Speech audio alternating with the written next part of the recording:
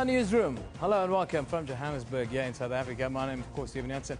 The show is always live, broadcast from our studios right here in Auckland Park. Don't forget, between 9 and 12 weekday mornings, we're also live on our YouTube channel, and you can watch us back there on demand later in the day. Today, well, initiation season has claimed 21 lives in 21 days. What needs to change? That's where we would like to give us your views today at SABC Newsroom. What are your views on initiation schools, especially the illegal ones that tend to kidnap people in order to take them through this process?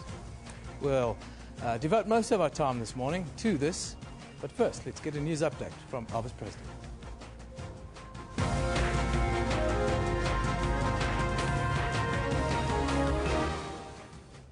Thank you, Kit. Finance Minister Provincial Gordon wastes no time in restoring public confidence in the government. The newly appointed Corporate Governance and Traditional Affairs Minister, David van Rooyen, is expected to brief the media about his priorities in his new portfolio. And almost 800,000 people have been evacuated in the central Philippines, where Typhoon Malo has lashed coastal areas with heavy wind and rain. Those are all your headlines, but first, before we get into the news, let's find out from Liesl Zankel what's happening on the sports front. A very good morning to you, Liesl. Thanks, Elvis. Let's take a quick look at your sport headlines this morning. SAFA says the men's under-23 team and Banyana must be competitive at next year's Olympic Games in Rio de Janeiro. Barcelona will face Arsenal in the last 16 of the Champions League. With Arsenal. And the prize money for the 2015-16 Sunfoil Domestic Cricket Series has doubled. I'll have more on these and other stories just after 10. Back to you, Elvis. Thank you, Liesl. Our top story this morning. The new Finance Minister, Provincial Gordon, has wasted no time in trying to restore both public and investor confidence in the government. Now, this follows the events of the past week when President Jacob Zuma replaced Nhlanhla Nele with David van Rooyen before making that U-turn and reappointing the former Finance Minister, Provincial Gordon. The rand plunged to record lows and foreign investors pulled out hundreds of billions of rands from the country. Back in the hot seat, this time to try and do some serious damage control. I returned to a portfolio that was assigned to me for 5 years between 2009 and 2014, as you know. I've been associated in one way or another with the finance family for almost 2 decades, and I'm relatively familiar, as you would know, with the terrain that we have to work with and its many challenges. The facts about the developments that took place last week and the response of the financial markets are well known. Our currency fell, the stock market dropped by 2.94%, bond yields shot up by over 150 basis points. Our government is very acutely aware of the financial impact this has had on those who are invested in the economy. He played all the right notes. First, trying to reassure the country and foreign investors that the government can still be trusted to run the economy in a responsible manner. We take account of the concerns of the rating agencies and investors, and we shall endeavor to protect the investment grade or investment rating of South Africa. Then he moved to deal with government's 2 major headaches, SAA and the mooted 1 trillion rand nuclear build program. We have been clear that one of the risks of our fiscal framework is the financial state of state-owned entities or companies. Let me emphasize that any support to these companies will be done in a fiscally sustainable manner. Gordhan made it clear that the nuclear program will not be undertaken unless and until there is money for it. We will only do things, whether it's nuclear, whether it's anything else, that is affordable. We can't spend money that we don't have, and we can't make commitments when we know we're not going to get the money that is required to be spent in this particular regard as well. The jury is still out on how long it will take to reverse the damage inflicted on the economy and the country's image abroad by last week's events. But Provincial Gordhan's mere return as finance minister has widely been welcomed as a confidence booster. Mbongini Muchwa, SABC News, Johannesburg. Meanwhile, the International Monetary Fund, the IMF, has urged South Africa to maintain fiscal prudence and control of public finances. That's now following last week's drama. The International Monetary Fund made it clear that it does not, as a general rule, comment on issues concerning national appointments and related processes, saying that this is an issue for the member authorities themselves. But it reiterated to me that it's important for the South African government to maintain the fiscal path envisaged in the medium-term budget policy statement and to retain effective control of the public finances, including those concerning state-owned enterprises. The IMF also told me that maintaining fiscal prudence will ensure that the South African government can continue to provide all necessary services and social support to the South African people in a sustainable way, saying South Africa has a strong policy framework and it would be prudent to maintain this. A spokesman also said the fund was monitoring financial market developments and that South Africa's floating currency was an important shock absorber, telling the Reuters news agency that a further depreciation might lead to an increase in inflation. But the pass-through of the depreciation to inflation has so far been modest. And as of 9 p.m. GMT on Monday, the rand had strengthened 5% against the dollar, recouping some losses that it suffered last week.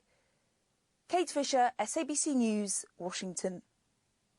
Now, the newly Corporative Governance and Traditional Affairs Minister, David van Rooyen, is expected to brief the media about his priorities in his new portfolio. Van Rooyen was shifted to Kokta days after being appointed Finance Minister following Nhlanhla Nene's dismissal. Van Rooyen is most remembered for trying to push through a plan to move Merafong and Kutsong from Gauteng into Northwest, a move widely resisted by residents who ended up boycotting the 2006 municipal elections. This led to more arrests, poor service delivery and a culture of non-payment for services. Municipal Workers Union SAMU has expressed concern at the appointment of David van Rooyen as the new Cooperative Governance and Traditional Affairs Minister. Van Rooyen, as you know, is the former mayor of Merafong in Carltonville and was head of Salga in the Northwest Province. Two suspects appeared briefly in the Tabanchu Magistrates Court yesterday for the murder of 22-year-old Kabelo Molokase at an initiation school. Molokase was supposed to join the South African National Defence Force next year. The murder incident happened last week. Moketsi Stoffel and Joseph Mohapi have been charged with murder. The case against the two has been postponed to the 29th of December.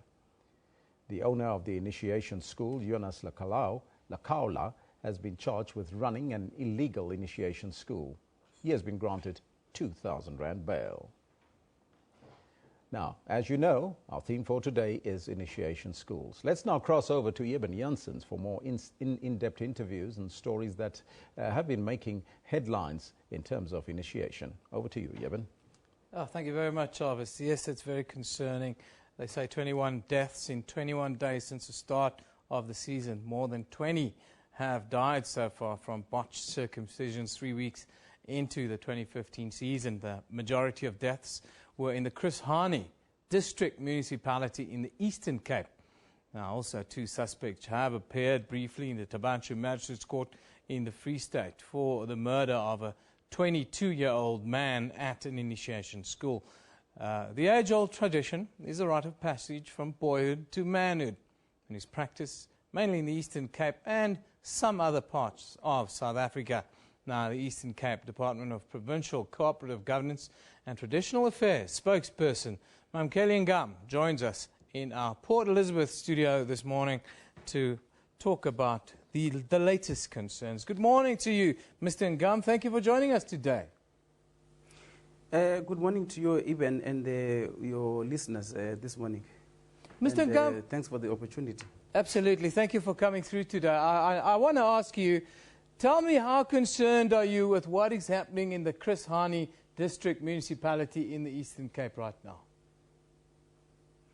Thanks, Eben, for the question. Allow me to firstly send words of condolences to the bereaved families.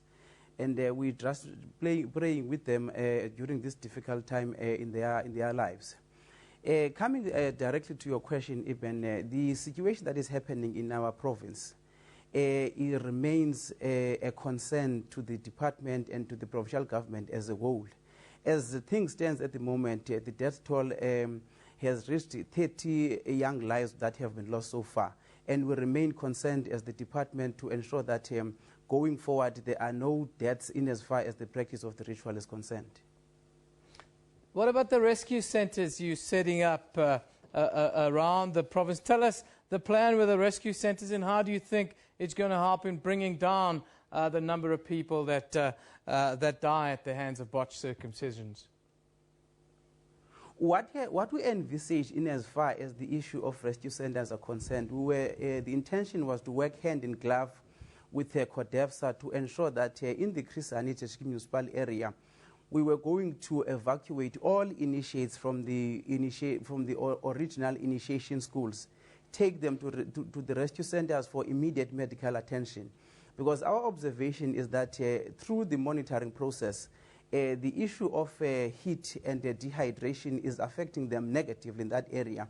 And we observe that in some instances, the traditional nurses, family members, and the communities are refusing them enough water. So our government and our department in particular wanted to evacuate them to rescue centers. Unfortunately, those rescue centers couldn't be established due to the resistance and opposition by the communities and the families. More than 20 dead in 3 weeks is a very concerning number. We see it almost every season that this number is not coming down. Is it time for us to maybe change the strategy a little bit, to maybe be a little bit more open, a little bit more openness and less secrecy around the initiation process? In as far as the issue of openness is concerned, you must remember, even that this age-old tradition is the pride of its practitioners, is the pride of the African people. For us to begin to be a little bit transparent in as far as its nitty-gritties are concerned, it will be an act of being sellouts on the part of us and our government. So what we're trying to ensure is that in as far as the pre-initiation activities are concerned, we encourage parents to take a leading role and encourage families to be in support of one another to ensure that before the initiates can go to the schools, they need to undergo pre-medical examinations and to ensure that if there's any one of them who has got an ailment, they are allowed to take their pills, their medication to the bush. Secondly, during the practice itself, when the boys are in the bush, we encourage parents to also visit those initiation schools 24/7, because our observation has always been that the moment parents and families are absent at the schools, there is some kind of a lot of abuse reigns supreme in those initiation schools. So for them to be able to take care of their own kids, they need to visit them 24/7. So that if there are any of the initiates who are showing signs of being weak or sick, they need to be referred immediately to the nearest healthcare center. Unfortunately, we have been able to visit some of the initiation schools wherein you observe that initiates needed immediate medical attention.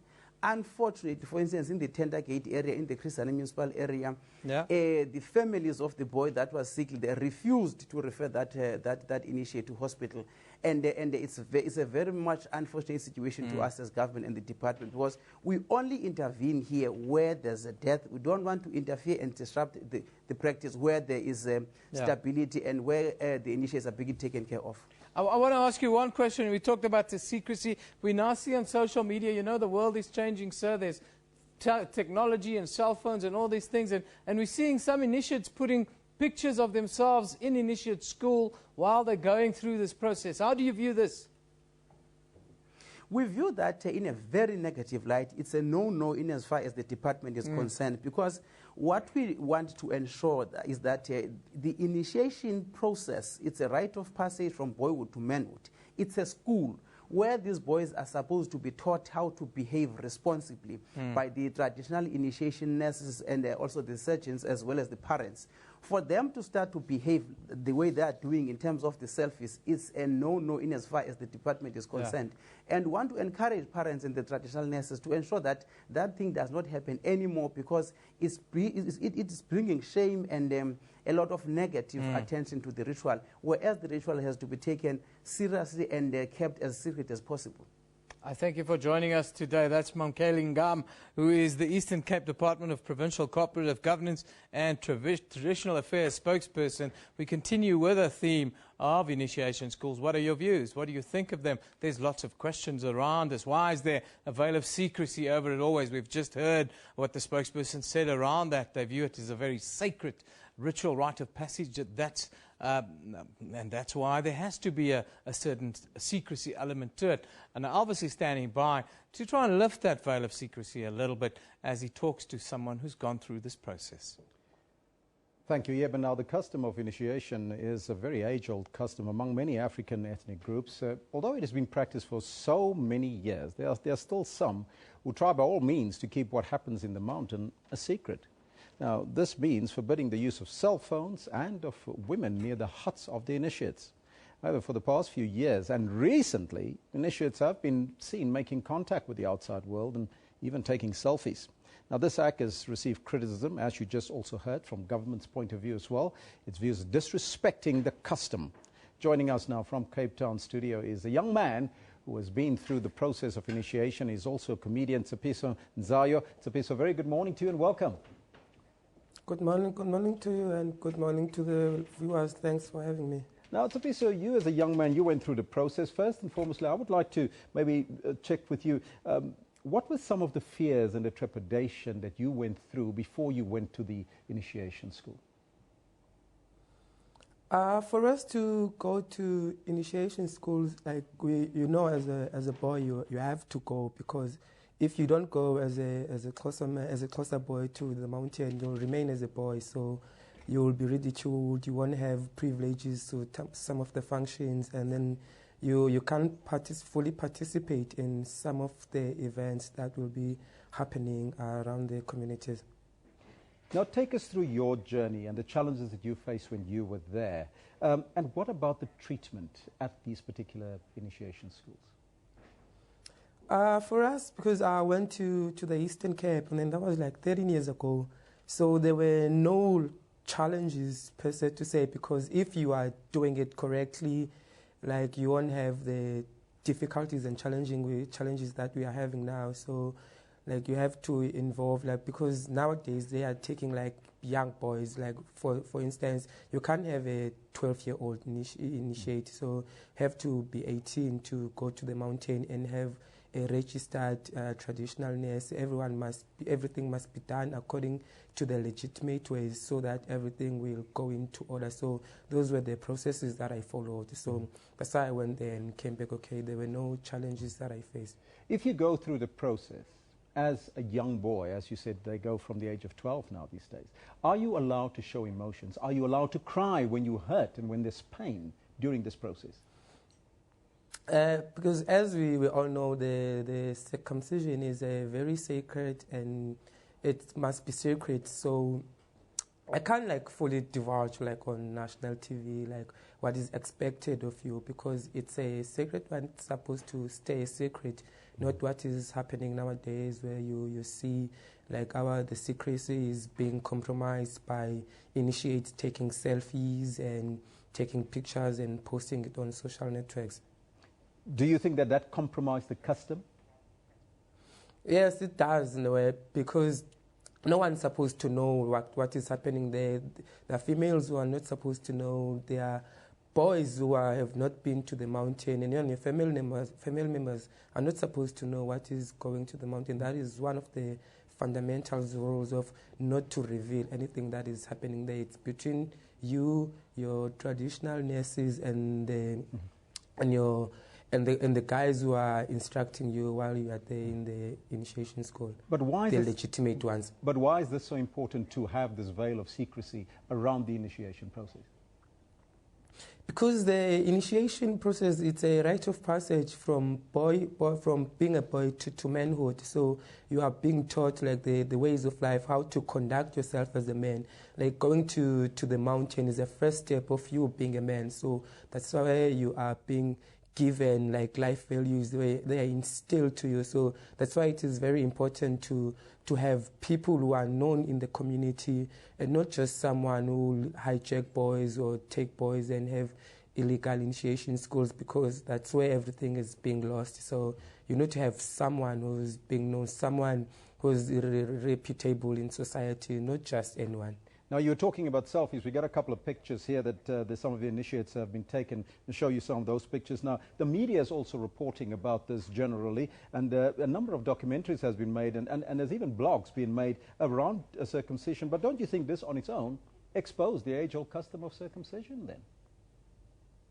I can't hear you properly. Can you please repeat the question? Now, this age-old custom, which you also says must be kept a secret, it has been, being portrayed on social media. There's a number of selfies, and I think we can show some of the pictures. We can see them there on the screen, as you can see there now. Doesn't that on its own really expose the custom as it stands, and there's no more secret around it? There is still a secret, because in each and every customs there are some elements where people will deviate from what is being expected to happen. So we can't blame them, but then as older men we can also take a blame, because we need to tell these boys this is what is expected of you, this is not what you're supposed to do. As Contralesa has tried to intervene, like they went to the mountains, they tried to speak with these boys. I think we also have a role to play as older men, and not just go there and punish the boys or expect them to get cash from them. So we need to tell them this is what is expected from you, like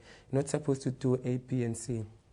Tsepiso, thank you so much for your time. That was Tsepiso Nzayo in our Cape Town studios, giving us his take on that particular story. And there's that veil that he also says must be kept in place. But should that veil be there? That's another question that you could maybe answer for us right here on Newsroom. It's now over to you, Eben. Yeah, thank you very much, Jarvis. It is concerning. We heard the spokesperson said a little bit earlier, the number's now up to 30. I thought it was 21. 3 weeks in, it's 10 a week. It's simply too many people that are dying. And I know there are many government programs that are underway trying to deal with it, trying to keep a lid on proceedings. But it seems as if it's very difficult to get a handle on it properly, and maybe more intervention is needed. And let's just take a look at some of your tweets, what you're talking around initiation thus far this morning. Of course, it's a valued tradition by the Xhosa tribe, especially here in South Africa. Shut down fake initiation schools, says Bongile. Maybe you're talking about illegal ones, Bongile. Yes, they're dealing with that. Femme fatale, is taking your phone to initiation school acceptable? I feel maybe that's breaking the laws of initiation school. Yes, that is correct, Femme fatale. That is what we've been told this morning. My little brother decides to talk about things that happens at initiation school to my other little brother, who is still yet to go to Tabeng, says De Villa. Interesting take on it. Kulelani talks about the fruit was stolen from Gogo's trading stall at the taxi rank. The diet at the initiation school is horrible for the first 8 days. And is that the problem? Is it the diet? Is it the fact that there's no fresh drinking water available? Well, there you have the selfie, of course, that caused all the consternation. Now, our picture of the day, well, today it comes from Alexei Belchukov, and it's captioned, "From around the world, mass evacuations conducted as a typhoon hits the Philippines." Yes, we're seeing extreme weather all around the planet. Climate change is with us. We have to come to terms with it. We have to deal with it. Let's take a look at the front pages from around the globe. Now we'll start in India. The Hindu reports that experts maintain that the senior citizens are likely to constitute a significant chunk of the total deaths in the floods that we saw in Chennai. Then in the UK, The Guardian says Typhoon Mela carved through the central Philippines today, bringing heavy rain and strong winds that left millions without power and at least 3 people dead. Then also in the UK, the Daily Express reports majority voters want Britain to quit the EU over the migrant crisis. Yes, That's a discussion all on its own.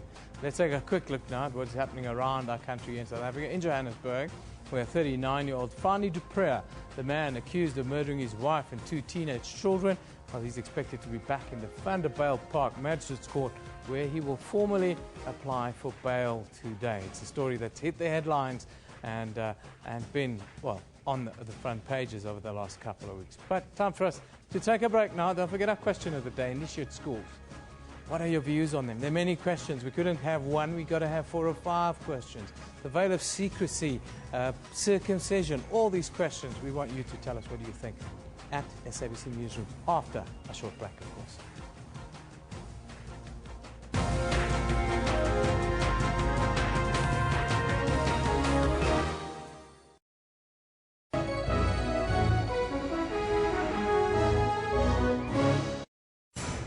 We kick off this week's show by seeing how Kenyans are paying tribute to the victims, as well as not only how they've coped, but how they returned stronger after the attacks. Last year, images of the 4-day Westgate Mall attack saturated front pages. In the Democratic Republic of Congo, artists have assembled to celebrate the peace this war-torn country has not had in a long time. No conflict that can't be solved without a conversation. The Journal, every Saturday at 1:30 on SABC News.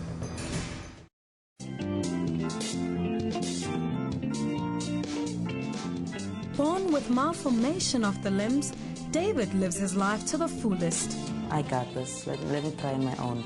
Got on the bed, then start playing soccer in the streets, then like, do this. He can play soccer, he reads and writes, he is even able to swim, a role model to his peers. Look at the scripture.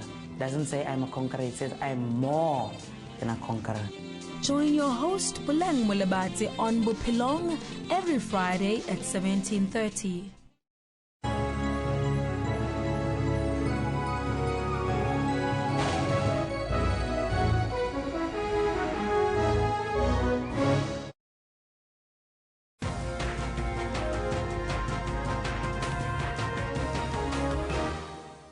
We continue with our theme this morning on initiation schools. Now, teenagers often end up being hospitalized after botched circumcisions during their initiation rituals.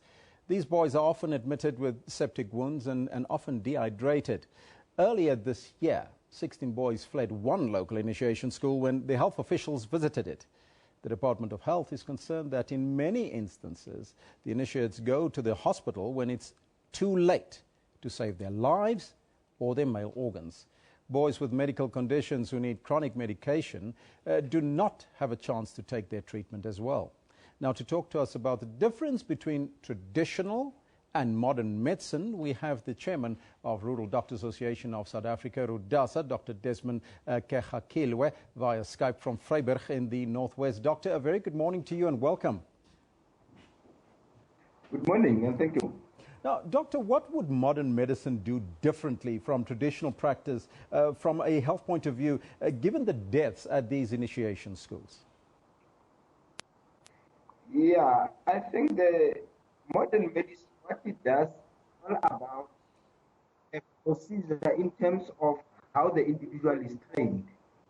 And if one is well trained, they tend to either patients or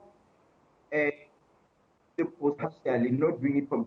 Doctor, we haven't got a very good line. We're going to see if we can get you back on a better line and then have this discussion. But in the meantime, we have that question for you, which is obviously on screen right now. We're asking your thoughts around initiation schools and what should be done about it. Let us know what's on your mind on the Facebook page as well as on the Twitter page. But let's go over to Eben to find out what's happening there. Yeah, thank you very much, Elvis. Of course, approximately 80,000 boys go to initiation schools every year. That's according to the National Department of Traditional Affairs. The rite of passage, always also known as going to the mountain, usually takes place in rural areas far from most communities. During traditional circumcision, no anesthetic is used. Most boys who will go through botched circumcisions end up in hospital when it's usually too late to receive any medical attention or reconstructive surgery even. In Durban, we are joined by Sanele Ngobo from Clinical Associates. Sanele, very good morning to you. Thank you for joining us.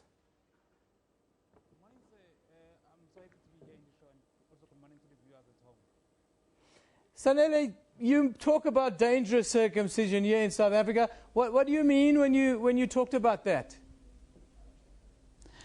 I think, firstly, let me just say it is a good thing that our young boys get circumcised. It is a good thing that we observe our culture. It is a good thing that we continue doing what we have been doing over many years. But what we shouldn't do is that we should not compromise the quality and endanger the lives of our people. So what should happen is that when we are circumcising our people, when we are circumcising the boys, we must make sure that those people who are being engaged or those people who are circumcising our boys have qualities and they have skills enough to make sure that they do it in the right way that they are supposed to be doing it. We need to make sure that when they are circumcising our boys, they have skills to make sure that they screen our boys in before they do the circumcisions, and then during the procedure, we need to make sure that they are able to detect the complications and they are able to say that there is a risk here, and then we need to then start and refer to the hospital or to any other places that will then take care of our people. What we are saying here is that it is good that we are circumcising the boys, but then let us not endanger the lives of our boys. Hearing that 30 boys or 30 young males died in less than a month, it's something that is very difficult. And I think it is now the time for us as young people to say that this needs to stop. We need to take ownership and say that we cannot allow more people to die, not in the name of circumcision, not in the name of traditional circumcision. Our tradition is very good, but we need to allow only those who have skills and qualities to do what they are supposed to do, and in the right way. If it is done correctly, we have observed that over many years, it has been done for many years. And if we are doing it in a correct way, we have seen that we have a very good outcome. Sanele, tell me about your role, Clinical Associates. What's your role with regards to medical male circumcision here in South Africa? Yes, so we're having this new profession that was introduced in 2008. So what has been happening is that now currently that we need to scale up the number of medical male circumcision that are being done. We have been having a shortage of doctors. We don't have enough doctors to do those medical male circumcisions. So what have happened is that there was this introduction of clinical associate profession, and they have been involved in doing these medical male circumcisions. What I've been doing a study in Tshwane district where we have observed about 4,850, where we reviewed about 4,850 files. And what we have observed there is that in Tshwane alone, in Tshwane district, about 88% of the medical male circumcisions were done by clinical associates. So these clinical associates, they are trained into universities currently in our country. And what have happened is that before they are being exposed into doing medical male circumcision, they get a 1-week training. That 1-week training, then they are being taught what to do and what not to do. And they are being taught the right way of performing the medical male circumcision. But what we have been saying now is that when we are exposing the clinical associate into doing medical male circumcision, we want to make sure that we do not compromise the quality of the medical male circumcision. We want to make sure that we do not endanger the lives of our people. Because as we are trying to make sure that we are fighting against HIV and AIDS, we are saying HIV and AIDS must fall. We must make sure that that does not come into that does not make our people to then die. So we do not want to compromise the quality. So in the study that I've been doing, we have observed that the quality of the circumcisions done by the doctors compared to those done by clinical associates, there have been no significant difference. It is the same. If you look at the quality, if you look at the complications, there is no significant difference. So now we are saying clinical associates have been involved, and this has been a very strong a turning point in our health system, that we are having this very young profession where we have clinical associates all over the country, changing the face of South African health system, doing so many medical circumcision, and they're doing this with an understanding and a very strong quality training that makes sure that they do not endanger the lives of our people. The main thing here, and I want to repeat this, the main thing here is that not in the name of the medical circumcision should we have our people dying. Not in the name of circumcision, either traditional, medical, should we have our people dying. If we are saying we want to stop our people from being infected with HIV and AIDS, we then shouldn't expose them to then dying because of that same medical circumcision. Thank you very much, Sanele. Thank you for joining us. Who have died. Thank you for joining us, Sanele Ngobo from Clinical Associates, joining us there in Durban this morning, talking that we cannot lose any lives during this process. Also, the great work that they at Clinical Associates are doing with widening the net in dealing with male circumcision here in South Africa. Of course, Elvis lost an interview shortly, but let's go back to the chairman of the Rural Doctors Association here. Thank you, Elvis. Thank you, Eben. Now, to talk to us about the differences, once again, between traditional and modern medicine, we have the chairman of the Rural Doctors Association of South Africa, RUDASA, Dr. Desmond Kegakilwe, via Skype from Vryburg in the Northwest. Let's see if we do have you on a better line there, Doctor. Once again, good morning to you. Good morning, and thank you. By the way, just a question quickly, coming from that particular interview, are you for medical circumcision? I didn't get the question. Are you for a medical circumcision instead of traditional circumcision? I'm for both. I don't have a problem with the tradition being done and being practiced in a safe environment. And of course, there are people that will not be comfortable with the tradition, and it can then be, I think there's a way for us to look on how we can work together with the traditionalists and the modern medicine. Now, you do work in the rural areas. Now, what are some of the challenges that you face in the rural areas in an effort to help the communities with this particular scourge of botched circumcisions? Because this is a community problem, isn't it? Yeah, in our area, I'm living in Botswana area in the northwest. Our particular tribe, they do circumcision, and even now there are boys that are at traditional schools as we speak.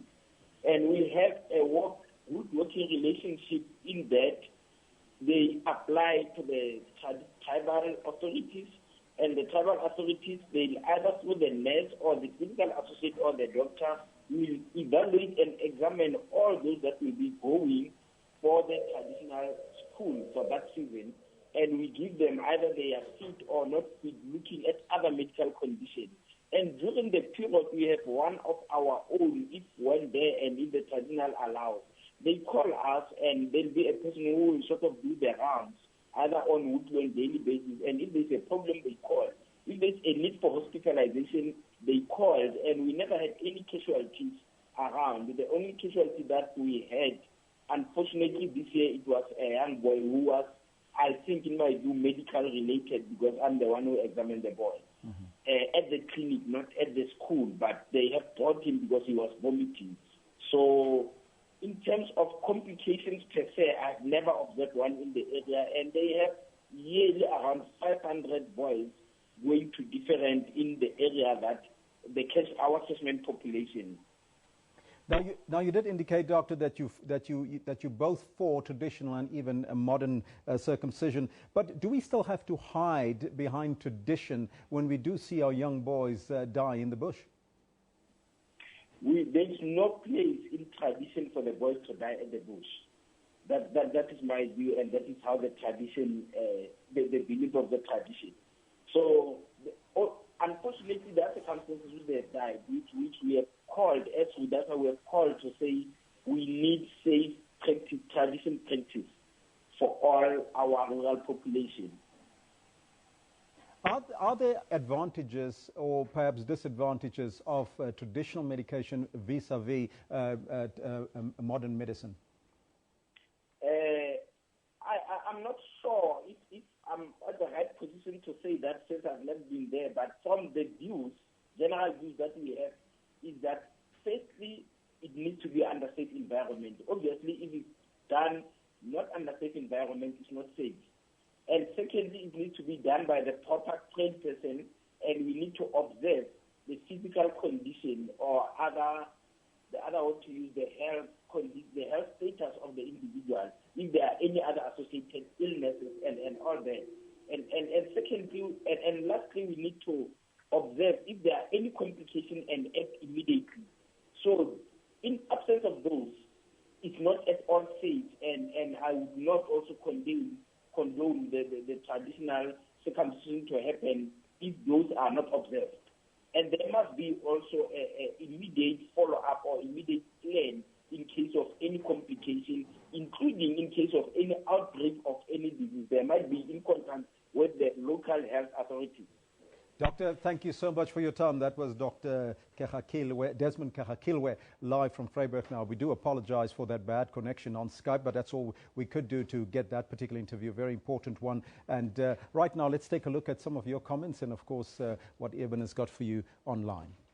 Yeah, it's a grave concern this time of the year. Obviously, typhoon season in the Pacific, and now thousands of people in the Philippines have been evacuated following the typhoon making landfall there. It's causing so much misery. 3 people, I can tell you, are now confirmed dead, but that number is expected to rise now. Sam talks about, just heard about the typhoon. To all our Philippine fans, you are in our prayers. Stay safe, says Sam in Colby. Christelle talks about Typhoon Nona is expected to exit the Philippine area. Responsibility by Friday night or Saturday morning through Puerto Princesa, Palawan. Now that's still going to carry on for most of the week. Kim talks about different sorts of bad news from Mindoro due to the typhoon. And there you see a picture of the kind of destruction that's being caused. Trees are being blown over into buildings. Buildings are collapsing.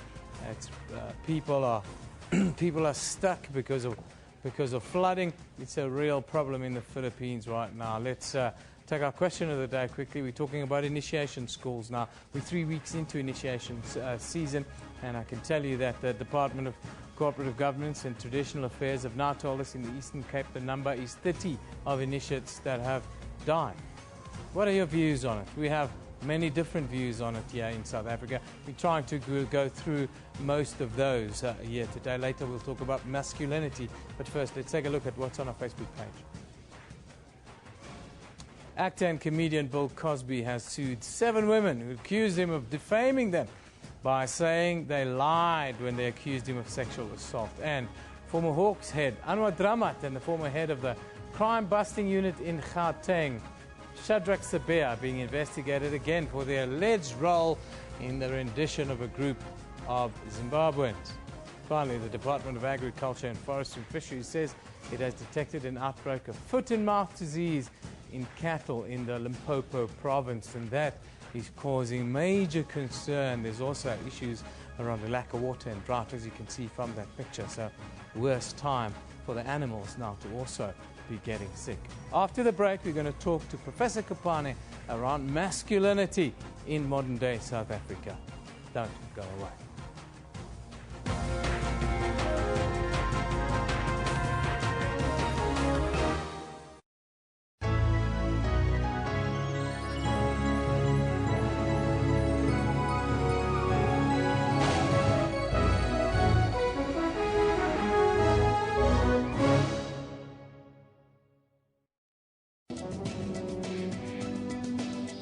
Health Talk looks into the increase of suicide and symptoms leading to suicide. The death wish grows when you go into depression after a lot of stress. And often when we talk about suicide, we don't talk about a person wanting to stop living, but rather wanting to stop living in pain. After losing everything in life that lead you to no options but suicide. I had that spirit of fear in me to say, don't even face tomorrow. After being overwhelmed with stress and trauma, it becomes difficult to have self-control. People learning tools and skills that will practically enable them to meet these challenges. In trying times, never be alone. Reach out for help to a better solution. Support should be done by a counsellor or psychologist where you're able to speak about how you're feeling in a safe, accepting, non-judgmental space.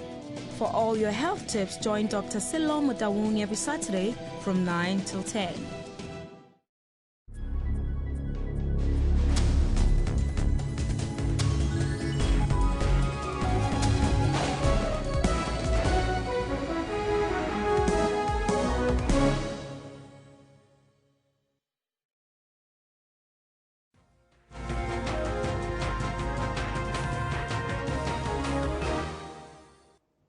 Welcome back. You're still with Newsroom. Now, male initiation rituals have prevailed throughout the history of mankind. And in many African communities, this rite of passage plays a very important role in an individual's life. The practice offers a transition from boyhood to becoming a man.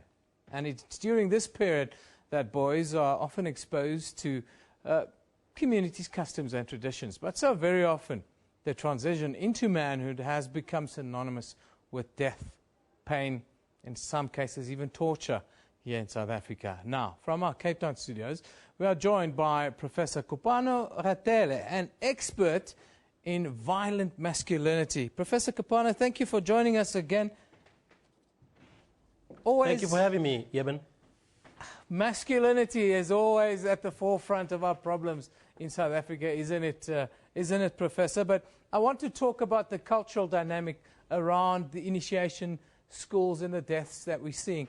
When we look at culture, when we talk culture, culture is quite a dynamic and living thing. Surely we can find a balance to curb the deaths of young men in South Africa. Do you know, when I've been listening to this morning's interviews, but also thinking about this and reading in the newspapers, the phrase Black Lives Matter has come into my mind. Men's lives matter, just like women's lives matter. And if they matter, 30 deaths from what is supposed to be a wonderful experience, an experience that marks one's transition from being a boy to a man, this is unacceptable. I mean, basically, the question that's been asked is this relevant? Does this mean culture is static? The answer to the first question is of course, we're always being initiated in one way or another. Education, I mean, Western education or education as we have it in our schools, is nothing if it's not initiation. 12 years of initiation, 16 years in some cases when you start with play school, and then you still have to go to varsity.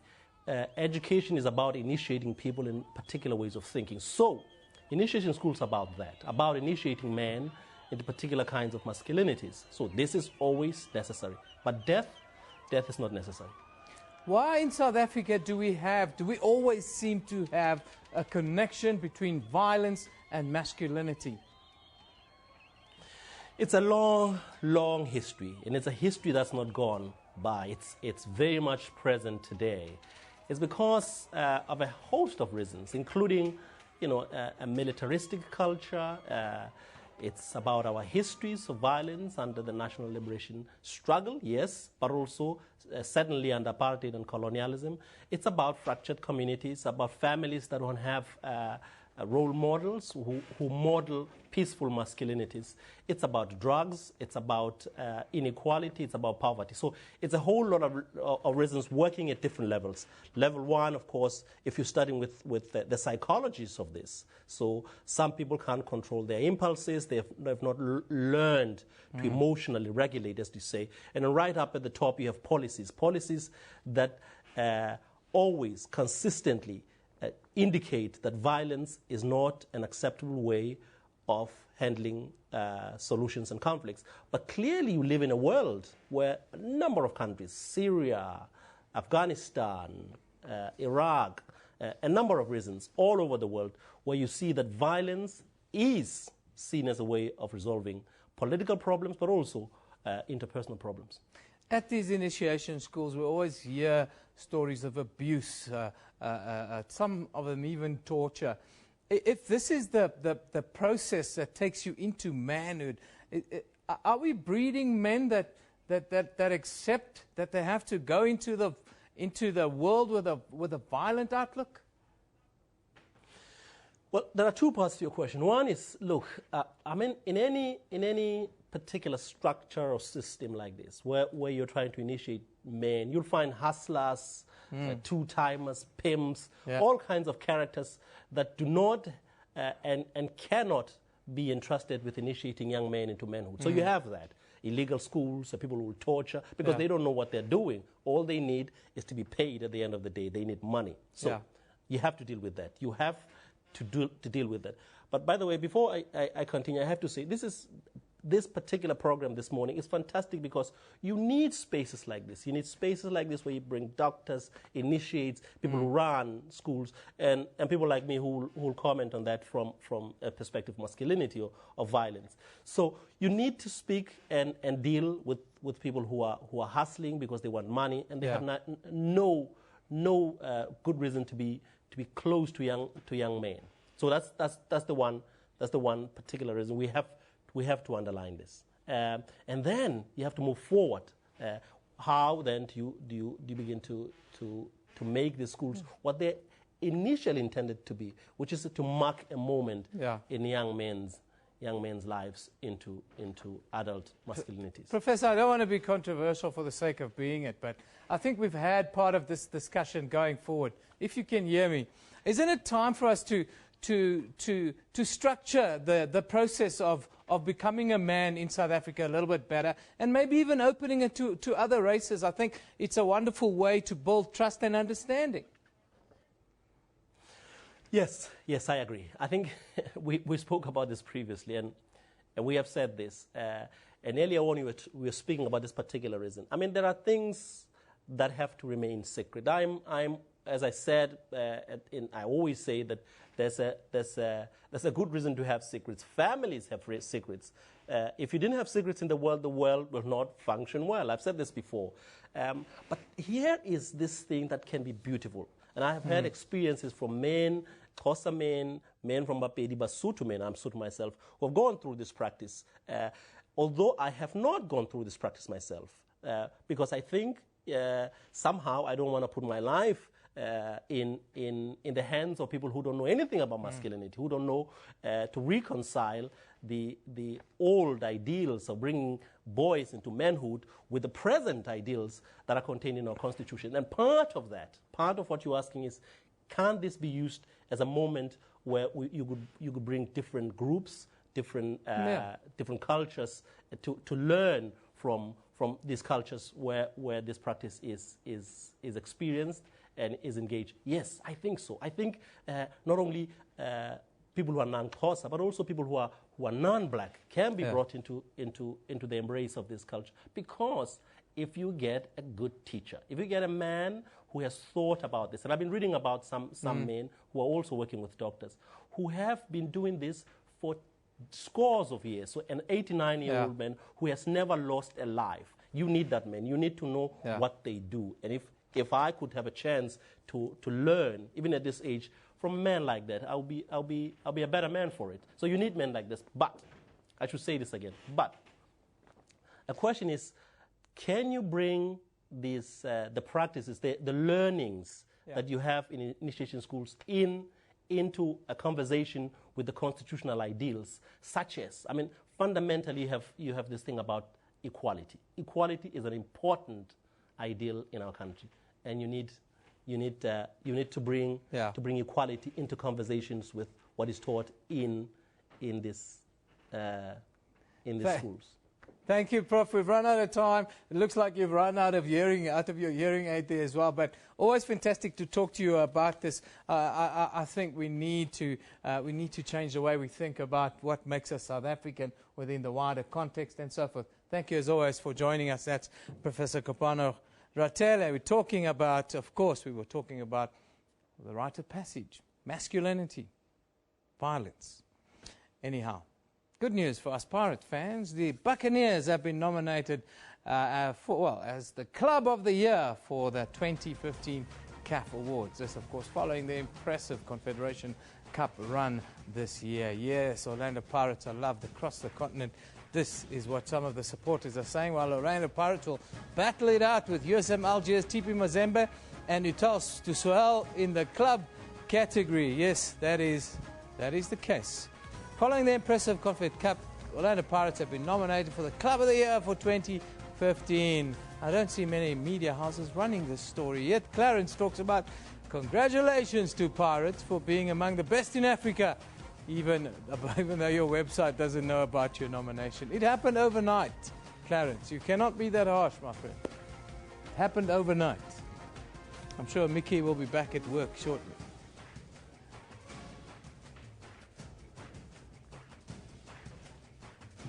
Time now for us to get the weather update with Asby.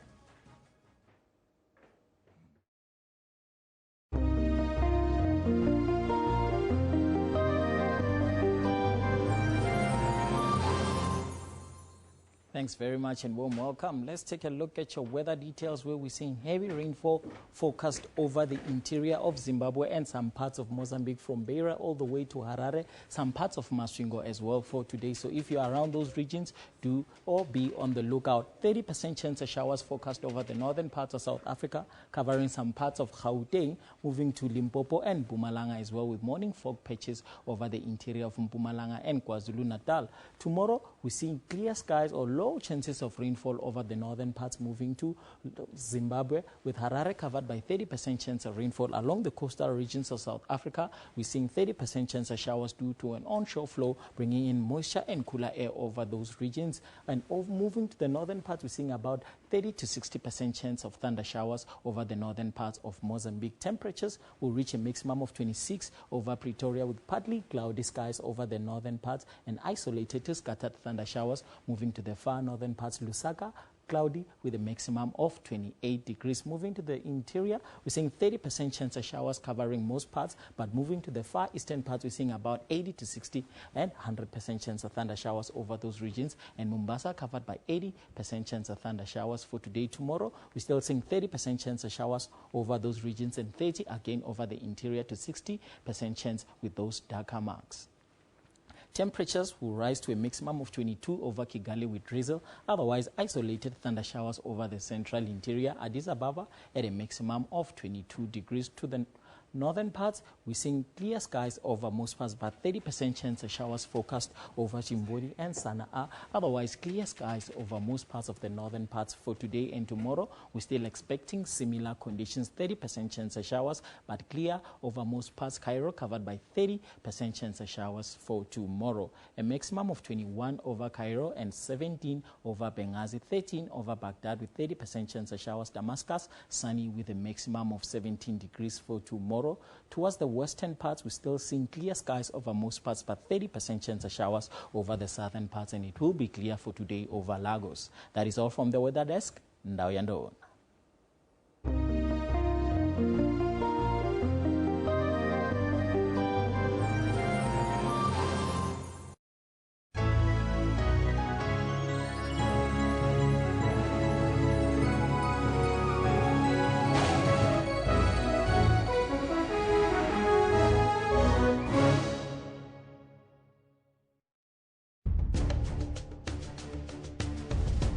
Are you saying the king must go to jail? You are not royal blood, therefore you are going to serve time on behalf of the king. Where does the public protector stand on this matter? Are you with the marches, for the marches, against the march? If this is your ancestor, it is very much his ancestor as well, because this is the cradle of humankind. Is there God somewhere in your science? Drinking the blood of a person with albinism gives extra magical powers. A man of the cloth is involved here because it would mean that somehow religion is being brought into this part of the myth. What do you say to that? Watch Question Time with me, Mpho Tsedu, Monday to Thursday at 5:30 p.m. on the SABC News Channel. The son of Africa, Trevor Noah, is leaving America in stitches.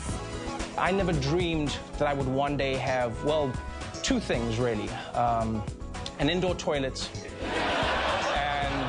and a job as host of The Daily Show. We are the first to bring you the latest films around the globe. Dear white people, the minimum requirement of black friends needed to not seem racist has just been raised to 2. Albums Asako is a gifted blind musician, a master of soothing notes from the piano. And I love to sit behind the piano. You know, that also helps me find inspiration. Join Refula Mulwa every Friday for that 1-hour weekly dose of art and entertainment news at 9 p.m. on Trends.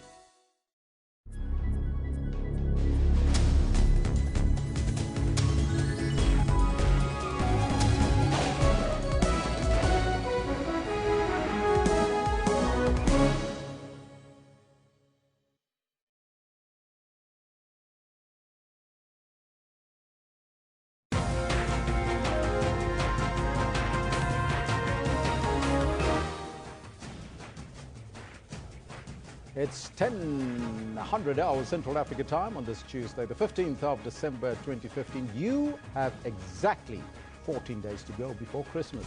This is Newsroom, Jumbo Africa, and a very warm welcome to the second hour. I'm Elvis President, and we will be with you until 12 o'clock. Stay with us as we broadcast live from our Auckland Park studios in Johannesburg.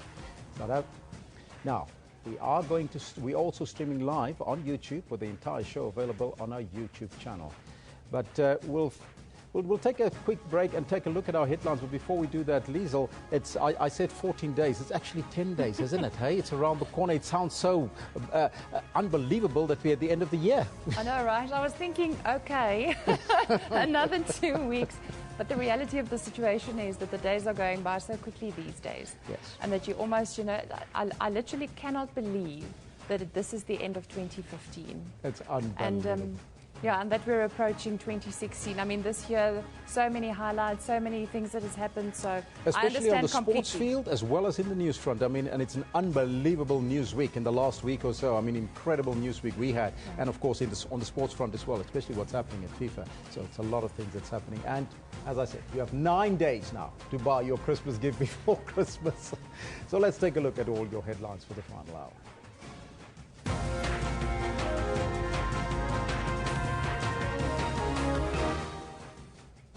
Finance Minister Provincial Gordon wastes no time in restoring public confidence in the government. The newly appointed Cooperative Governance and Traditional Affairs Minister, David van Rooyen, is expected to brief the media about his priorities in his new portfolio.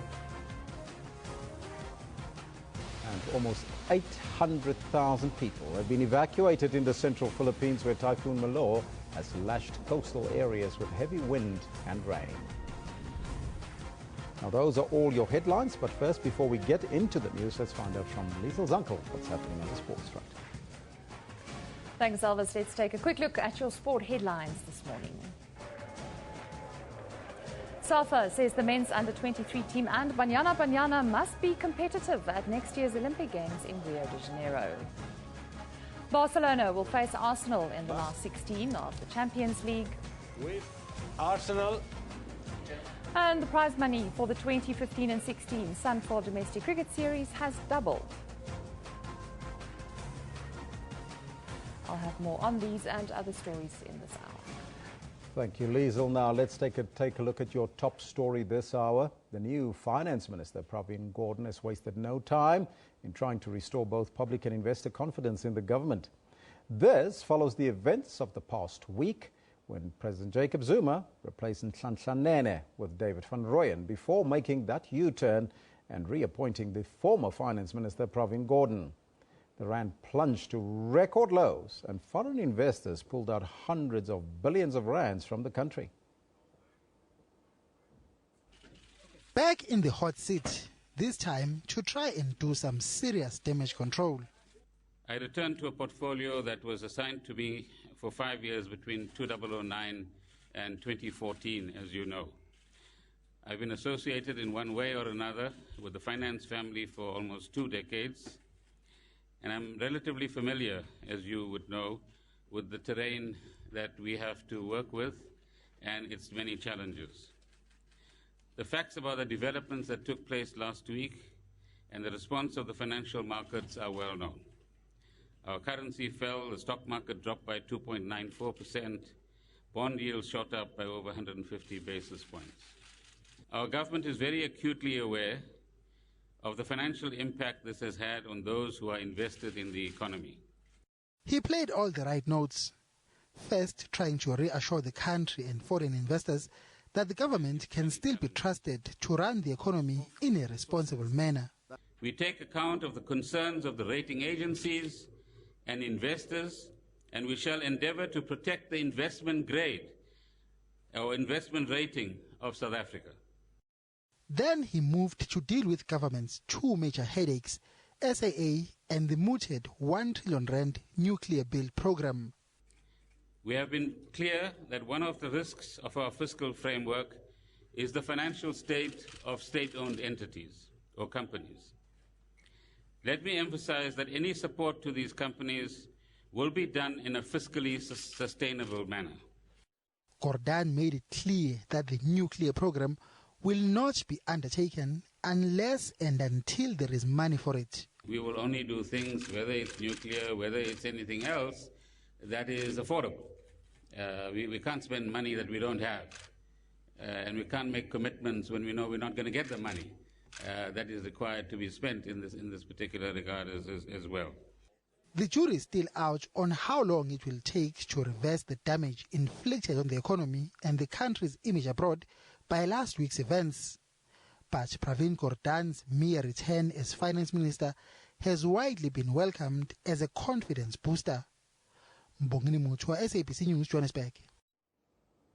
Meanwhile, political parties have welcomed Gordhan's reappointment as the finance minister. Opposition parties in parliament want President Jacob Zuma to be recalled for chopping and changing his cabinet, affecting investor confidence and financial markets.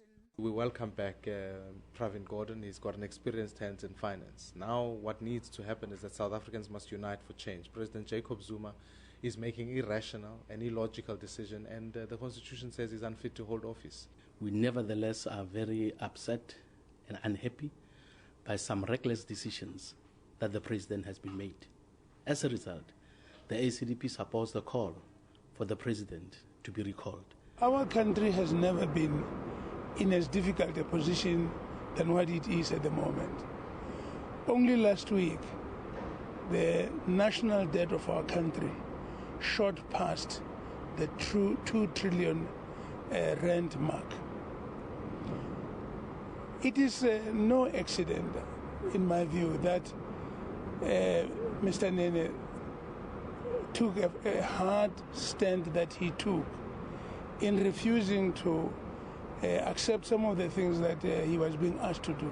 This is an admission that the speculations last week when Nhlanhla Nene was taken out and replaced by a political sophomore were correct, and that is President Zuma is doing things alone without consultation, and that the ANC has lost control of him. Firstly, let's welcome the appointment of Comrade Pravin Gordhan to the position of the Minister of Finance, and we welcome the fact that the President has made it clear that there were representations made to him, and as a result of those representations, and as a result of the government being the government of the people, he had to listen. The best way to do is for the African National Congress to deal with their mess. One of the recommendations the UDM has made in the Congress was that President Zuma should be recalled with immediate effect because South Africans do not have a right to elect their own president. Therefore, the onus is on the ANC to listen to the views of South Africans. The African National Congress, meanwhile, has defended President Jacob Zuma's reshuffling of the finance ministry, saying that it shows a leader who has his ear to the ground and one who is prepared to listen and act on what the country wants. The bold decision is very rare in these days where a leader takes a decision and changes his own decision. It's a rare quality, and I think it's a point that we need to emphasize. That for him to have done that, it shows that he's not just a Democrat, but is a person who listens, and therefore I think he has listened not just to the market but to the ordinary people. The official opposition wants another debate on a motion of no confidence in the president. Dumala Mohlaudi, SABC News, Johannesburg. Meanwhile, the International Monetary Fund, the IMF, has urged South Africa to maintain fiscal prudence and control of the public finances following last week's drama. The International Monetary Fund made it clear that it does not, as a general rule, comment on issues concerning national appointments and related processes, saying that this is an issue for the member authorities themselves. But it reiterated to me that it's important for the South African government to maintain the fiscal path envisaged in the medium-term budget policy statement and to retain effective control of the public finances, including those concerning state-owned enterprises. The IMF also told me that maintaining fiscal prudence will ensure that the South African government can continue to provide all necessary services and social support to the South African people in a sustainable way, saying South Africa has a strong policy framework and it would be prudent to maintain this. A spokesman also said the fund was monitoring financial market developments and that South Africa's floating currency was an important shock absorber, telling the Reuters news agency that a further depreciation might lead to an increase in inflation. But the pass-through of the depreciation to inflation has so far been modest. And as of 9 p.m. GMT on Monday, the rand had strengthened 5% against the dollar, recouping some losses that it suffered last week. Kate Fisher, SABC News, Washington. The newly appointed Cooperative Governance and Traditional Affairs Minister, David van Rooyen, is expected to brief the media about his priorities in his new portfolio. Van Rooyen was shifted to Kokta days after being appointed the Finance Minister following Nhlanhla Nene's dismissal. Van Rooyen is most remembered for trying to push through a plan to move Marafong and Kutsong from Gauteng into Northwest, a move widely resisted by residents who ended up boycotting the 2006 municipal elections. This led to more unrest, poor service delivery and a culture of non-payment for services.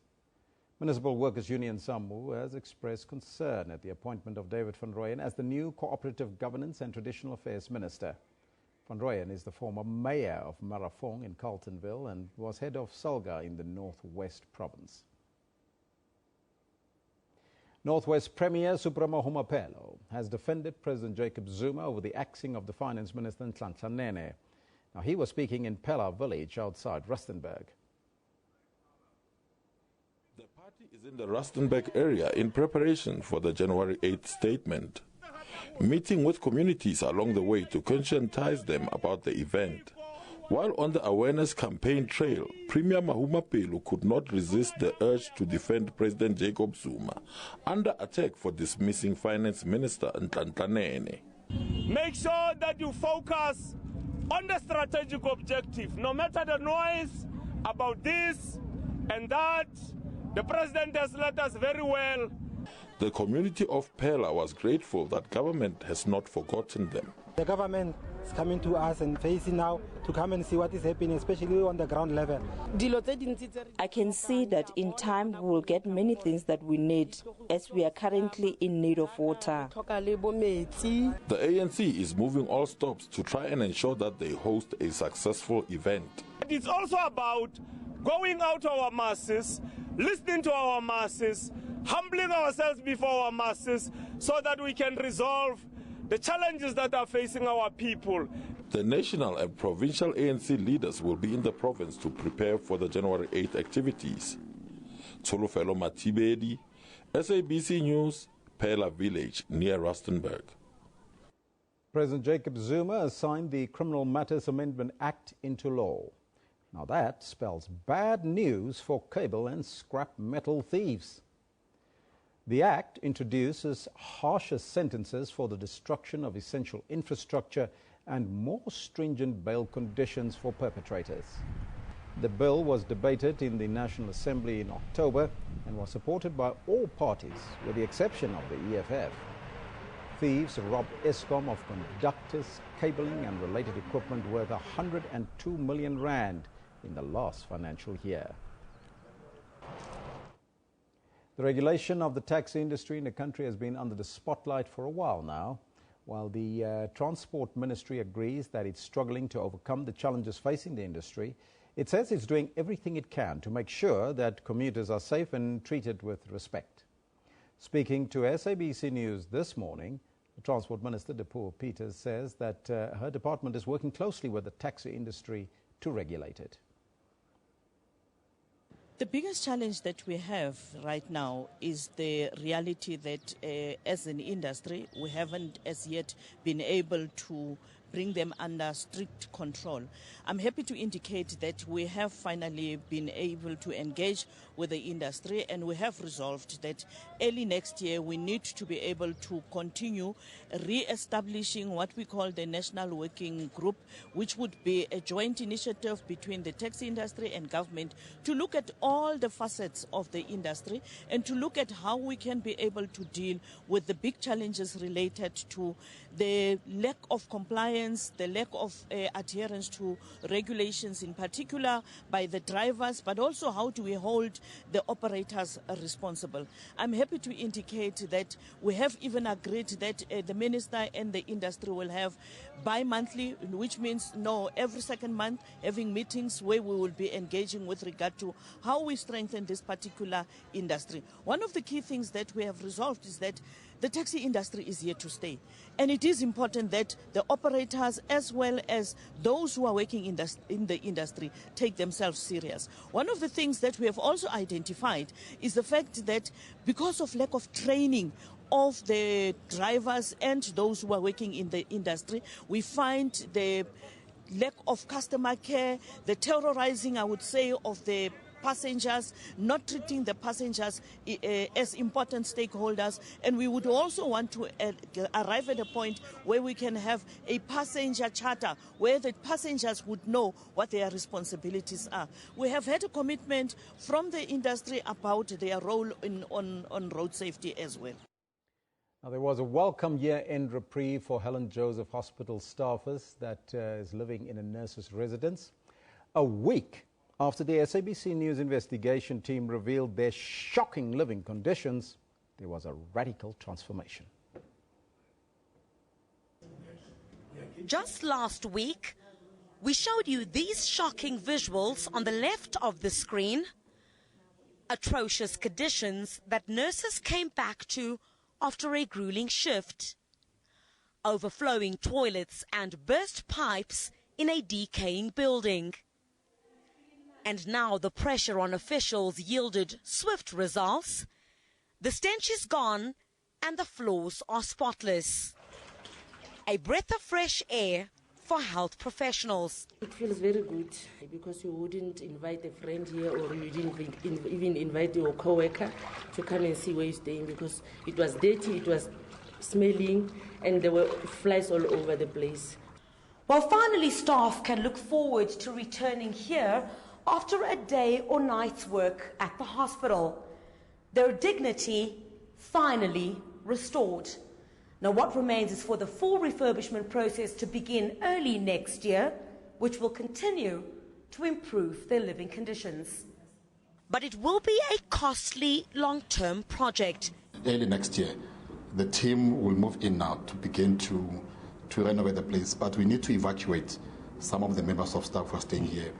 We will take one residence at a time. Once we've fixed one residence, and those who are staying here will then be moved to the next residence. 3 other residences are earmarked for refurbishment as part of a turnaround strategy. Criselda Lewis, SABC News, at the Helen Joseph Hospital in Johannesburg. Now, that's a very good news story. But here's a bad news story. Almost 800,000 people have been evacuated in the central Philippines, where Typhoon Melo has lashed the coastal areas with heavy wind and rain. A storm, or the storm, is expected to weaken as it moves into the central Philippines today. Dozens of domestic flights and ferry services were cancelled, and the fishing fleet took shelter due to huge waves. No casualties have been reported. At least 41 people have been killed after a bus fell off a bridge in northwest Argentina. Most of them were police officers.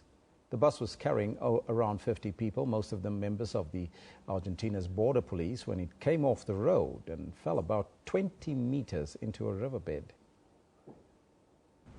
A grim scene in a northern province in Argentina as authorities move remains of a bus that crashed, killing at least 43 Border Patrol officers. Argentina's security minister, Patricia Bullrich, says they are contacting loved ones of the crash victims. The family members will be flown in from various parts of the country.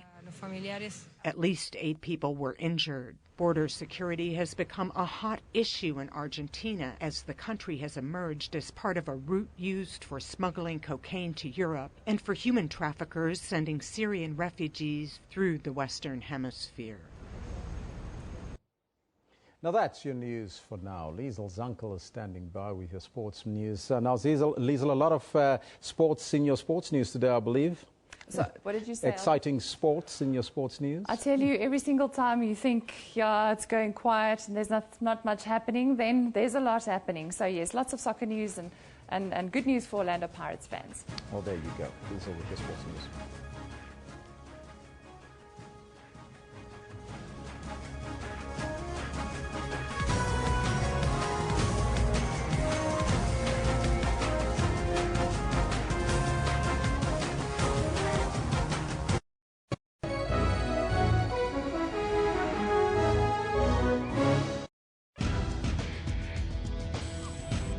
Technology isn't all scary. There's also fun stuff like gaming. Lots of women do play games, whether it's on their phones or their tablets. Then there are Africans who are using new tools to make other people's lives much easier. We typed the whole CV on a small, QWERTY Nokia phone. For all these and other technology and social media news, join me, Spumelele Zondi, every Sunday at 7:30 p.m. Central African Time on SABC News. I'm sorry, gentlemen, ladies and gentlemen, we have been banned. It didn't happen to me on that day because I was already in jail when it happened. I was scared that when I get back to Joburg, I was going to be arrested. Well, I wasn't. Who are you asking? You're looking at me. Yes, Zubaydah, I'm talking to you. So the old fuddy-duddies like Dennis and me will remain there. I just want to say, Joe, that the thing about... Damn, go on, and it's coming back to me. So much more than just the Legal and Rights show. Join Dumile Mateza every Sunday at 2 p.m. only on the SABC News channel.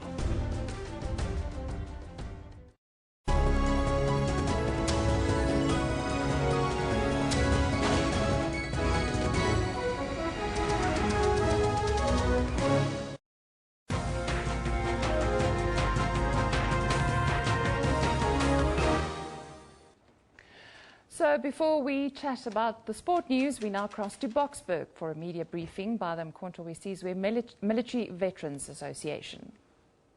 The vocal elite. The other matter is in relation to the protestation by some groupings in the case of the outcome of the disciplinary case of Mr. Hlaudi Motsoeneng, the Chief Operating Officer of the South African Broadcasting Corporation. On the controversy surrounding the appointment and shifting of Comrade David van Rooyen from Finance to COGTA, we would like to voice our disappointment at the level of prejudice that was displayed towards him by people who hardly know about his commitment to the struggle for the transformation whose democracy we are today enjoying in this country. Those who showed contempt for his appointment completely disregarded the fact of his qualifications and seemed to despise the reason that as a former member of Mkhonto Wesizwe, he took time to educate himself against all the odds. This has been a clear case of disregard for the truth and a strange love for the lies of those who want to govern without the democratic will of the majority. On the issue of the dismissed disciplinary case against Mr. Hlaudi Motsoeneng, we are equally disappointed that the details emanating from that process simply attest to the disregard of effectual due process by the public protector. Her office is important and must always look into matters referred to it by strictly adhering to the principles of fairness, justice, and a clear consideration of facts, not raw prejudice as it has emerged. It is disturbing that the findings made by the public protector and taken to court by the Democratic Alliance are not based on tested evidence by those who are supposed to have been victims of an alleged purge by Mr. Motsoeneng. Neither is the allegation that Motsoeneng lied about his qualifications was tested and corroborated by any witness. And this is what the findings on Hlaudi Motsoeneng by the disciplinary committee. The disciplinary committee said the public protector, in fact, as MKMVA was saying, the public protector's report is not credible, as it was evident in the disciplinary case of Hlaudi Motsoeneng. The witnesses that were quoted in the public protector's report stated that they were never called by the public protector and were surprised why they were even quoted as being purged by Mr. Hlaudi Motsoeneng. Those who were called by public protector distanced themselves from her utterances in the report that attributed their exit from SABC to Hlaudi Motsoeneng. The evidence of these witnesses show that the public protector has misled the country and courts, as the decisions of the courts was based on her reports. The public protector has never called to her office the person who recruited and hired Hlaudi Motsoeneng, proving there was bias on her part. Hlaudi has been cleared of all charges emanating from the recommendations of the public protector's report. This matter is political, as parties like the DA are now interfering with the disciplinary committee processes by wanting a review of the outcome. We know for a fact that Hlaudi Motsoeneng has been a target of the opposition parties because of his decisiveness, because of his transformation that he has implemented in the South African Broadcasting Corporation. So we want to call upon, in particular, the Democratic Alliance to leave the SABC leadership to run its affairs properly. They must concentrate on being an opposition party. We want to encourage the SABC board, the Minister of the Communication, and all the staff of the SABC, that they must rally behind the leadership of the SABC in transforming the South African Broadcasting Corporation. Transformation is not very easy, it's very painful. There are those who would not like it. We know for a fact that there are people who want to be deployed in SABC, and they have been doing this thing not now. They started during the era of the then board, when they dismissed one of our own, Comrade Solomon Kwetla, for nothing else, but because there were those forces who wanted their person to be the group CEO. That is why at the end, the SABC board was disbanded. And we still need an explanation as MKMVA why Solomon Kwetla was dismissed. We want answers from those people who were responsible, especially the former members of the board, to explain to us. So Hlaudi Motsoeneng is still facing the same attack from those forces who do not want to see transformation in the SABC. As MKMVA, we're very happy that for the first time we see transformation in at the SABC, and would like to encourage other broadcasting corporations to do the same, like what the SABC is doing. As MKMVA, we feel that those who are undemocratic and therefore despise democratic outcomes have set themselves a mission to lie, mislead the nation, and vilify those they regard with prejudice and contempt, simply because they hate a democratically elected leadership. They have decided to lead from outside the constitutional processes and arrogate to themselves the mantle of leadership, risking the fracturing of our nation through lies and their hatred of democracy as it does not serve their purpose. While we respect even the voice of the minority, and we are pleased that the president of the ANC and the patron-in-chief of MKMVA and the Republic has shown goodwill to act on the concerns and perceptions of the minority, we still would like to remind that South Africa is a constitutional democracy in which the will of the majority must be sacrosanct within the confines of the Constitution of the Republic. We also would like to state that the prerogative of the President is protected by the Constitution and therefore should be respected by all.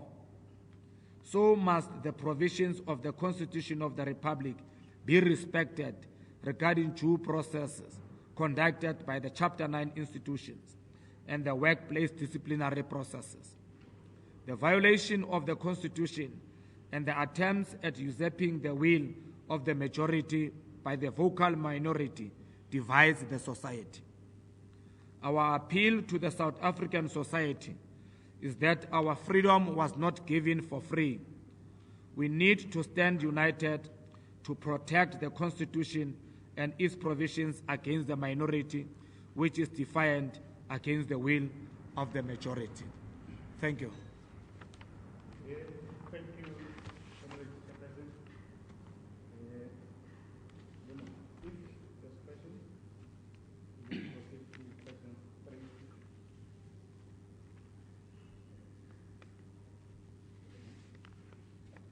can proceed. All right. Thank you so much, Ms. Martin, SABC TV. Of course, you're expressing your disappointment over the reshuffle that we've seen over the past few days in short period of time, unimaginable. Are you saying that, despite you saying that there is some kind of credibility, are you saying that you don't have confidence in the newly appointed minister?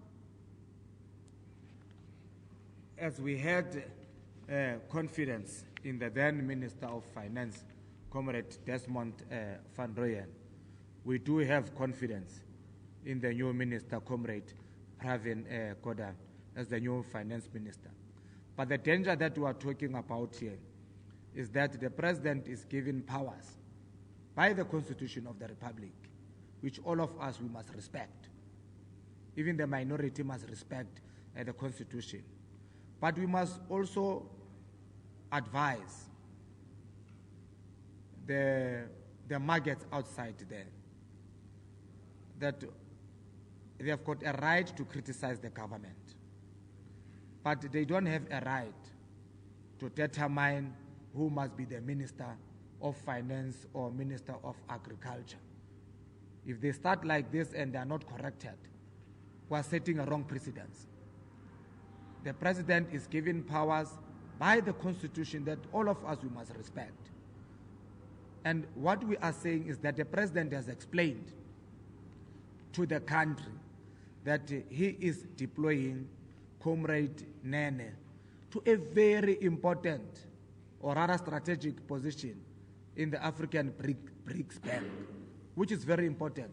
I don't know whether some of us, we do understand the importance of the BRICS banks, because it does not need just any other person. You need the expertise of the likes of Comrade Nene. And the President made a very good choice of redeploying Comrade Nene to BRICS Africa and the BRICS Bank of Africa. And would like to advise people to read a lot about the importance of the BRICS banks in Africa. The same applies to the Saudi Mutsweni case, as I said. You know, the DA loses elections, and it is still continuing to lose. And it will continue to lose elections because the majority of our people do not have confidence in the Democratic Alliance.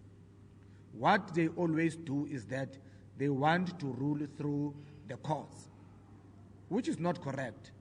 The ANC has been elected by the majority of the people, and after 5 years, we go to the elections.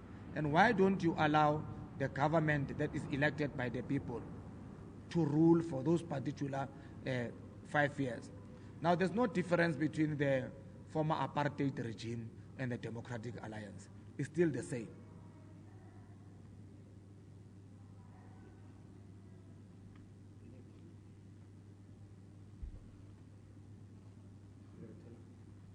Yeah, our addition is that we are saying hashtag hands off President Zuma, hands off.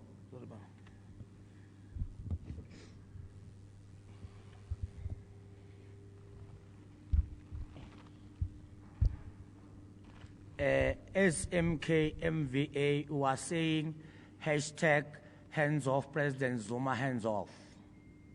Thank you, Comrade Taylor. Okay, thank you. My name is Sinkholes from SABC Radio News. My first question is, what do you think of the President's decision to reconsider the appointment of Mr. Provincial? And the next question is, what is your organization's reaction to calls for the President to resign? Hashtag Zuma must fall. For example, there will be marches tomorrow, calling for the President to step down. Look, we respect the decisions that the President has taken in listening to the views of the minority outside there. It shows that he's a humble leader. He's a leader who listens to the people. Even if he's given those powers by the Constitution of our country, which is the supreme law of our country. So, but he even listened to the minority voices to say, in the interest of our country, the President decided to then remove Comrade Des from the position of Minister of Finance to Cocta. We respect and appreciate that decision of the President. But one thing that we want to warn these people who are sending Twitters and SMSs. The ANC came to power through democratic processes. And anyone who wants to remove the president of the ANC and the Republic must wait for the elections in 2019. But we're not going to keep quiet as MKMVA, as if we don't have a voice. If the president is attacked, we will also rise up to the occasion as MKMVA and meet those people. And that is why we're saying hands off President Jacob Zuma. It doesn't mean when we don't respond to these minority voices that are every day attacking President Jacob Zuma, we are cowards. We are not cowards. It is because we respect the will of the people, that the majority of the people have elected the ANC. And the face of the ANC, it is President Jacob Zuma. So no one is going to touch President Jacob Zuma. If they want to march and disrupt the smooth running of our country, we will also meet with them in the same manner that they want to do to our president.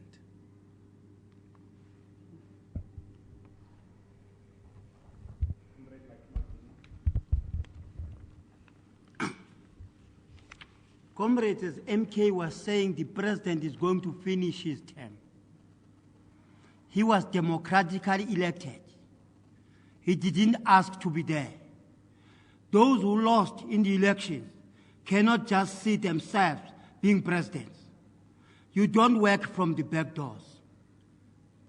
You work as per being elected by the majority of our people. We are saying as MK, we are not going to allow our president being undermined by minorities. Actually, to be precise, it is reactionary of any person to try whatever he has through matches or whatever to take out an elected president for reasons best known to him and his bosses. Our patient as MKMVA is not endless. And we are not threatening, but we promise that we'll do everything within us to defend our patron-in-chief. I thank you.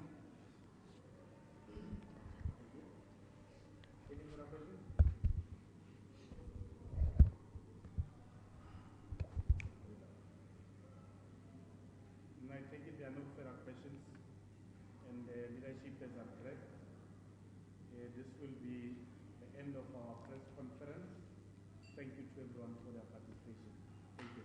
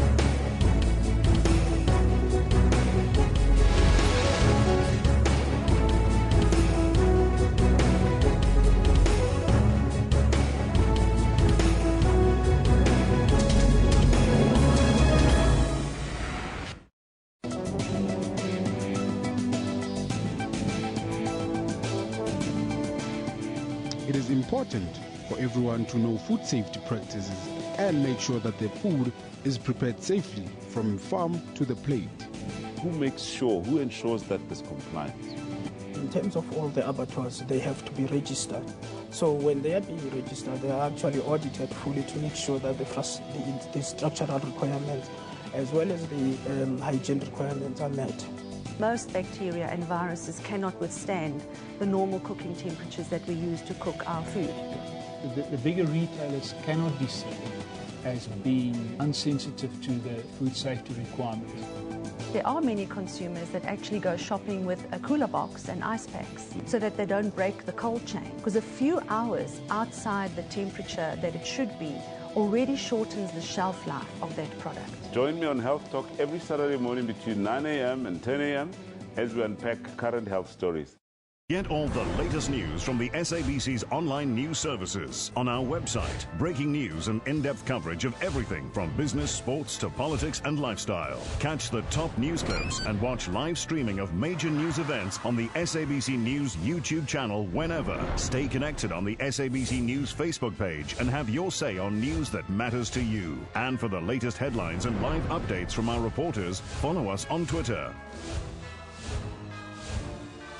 SABC Digital News, anytime, anywhere.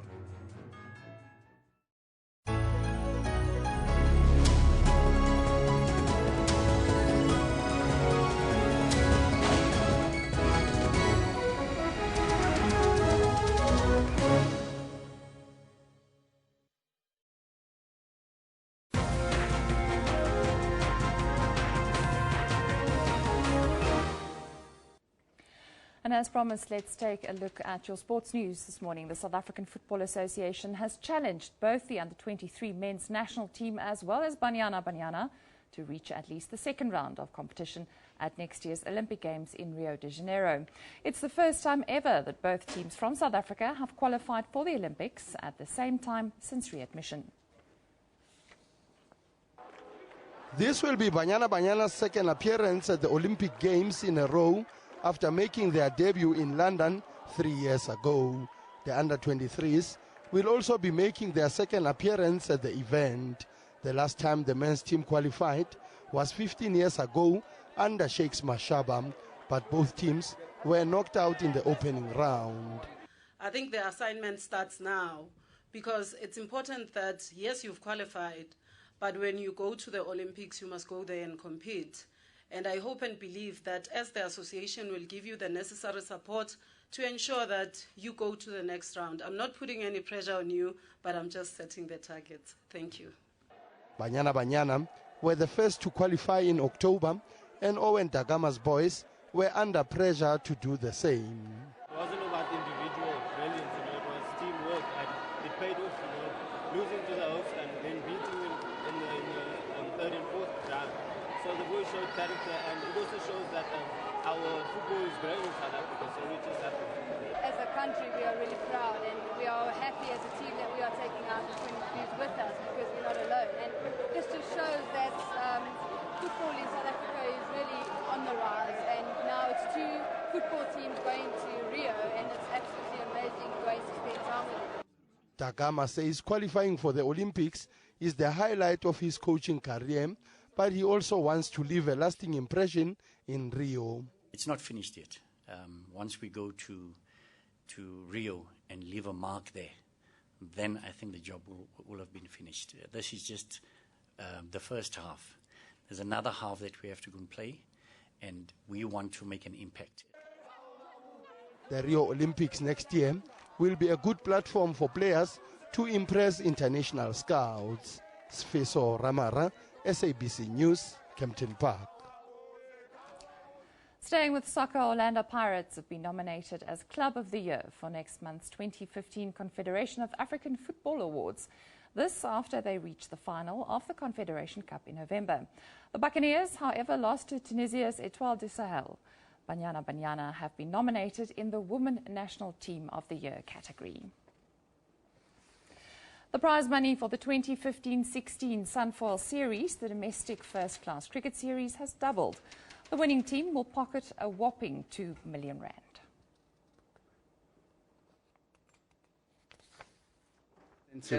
The captains from the different franchises expect a tough season.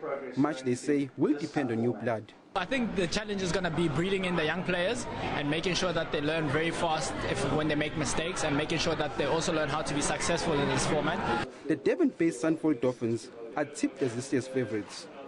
I think this competition suits our squad as well, the guys that will come in. Look, yeah, if you can be in the mix again after 7 or 8 games, it'll be great. It's a new competition, we've got to start over, and hopefully we should be better than last year. The organisers expect a competitive series. Well, I think it's going to be very, very competitive. That's something we can expect. We heard the 6 franchise captains speak about the importance of first-class cricket. Meanwhile, South African captain Hashim Amla stressed the importance of getting back to winning ways in a test series against England. Well, for us it'll be great to start on winning ways. Obviously not winning a test in India was very disappointing. So to start on winning ways would probably be the best thing. The first test starts on the 26th of this month in Durban. Lungi Sukumalo, SABC News, Durban. And world number 3 Roger Federer of Switzerland says he has no plans to retire anytime soon. The 17-time Grand Slam champion is in Dubai in the United Arab Emirates, where he is participating in the International Premier Tennis League. Considered by many to be the greatest player of all time, 34-year-old Federer says he still has the fire in him to keep competing. The tennis great and former world number 1 believes he's still confident and more relaxed on court. Plans of retirement are not in his immediate future. No, I've planned all of 2016, all the way through the Rio Olympics and beyond. So we're going to probably announce that schedule in the coming weeks. And yeah, I'm looking forward, to next year. Australia is obviously a big goal for me, and after that, it's going to be a long, tough year. So I'm happy. I'm feeling fine physically and in good shape. But an Olympic gold medal in the men's singles still eludes Federer. Winning the silver was amazing at Wimbledon during the London Olympics. So I don't feel like the Rio Olympics necessarily needs to be the singles gold like everybody talks about. And that's why I'm going to be playing mixed doubles with Martina Hingis, and I might also play the doubles with Stan Wawrinka. So I might enter myself in all 3 competitions to have the most possible chances to win medals for Switzerland. Federer will start his 2016 season at the Brisbane International early in January. Your African News Update is up next with Eben. Stay with us.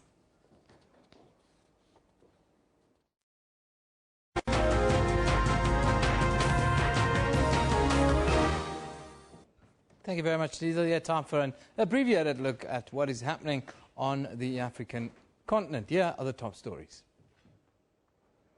Human Rights Watch is seeking to launch an investigation against more than 12 senior commanders and officials in South Sudan.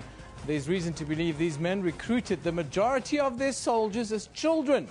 A third of 74 boys interviewed who fought in the current conflict said they were forcibly recruited. Reports say that troops rummaged through villages and grabbed children. The United Nations says at least 16,000 children have joined armed groups since South Sudan's civil war erupted 2 years ago.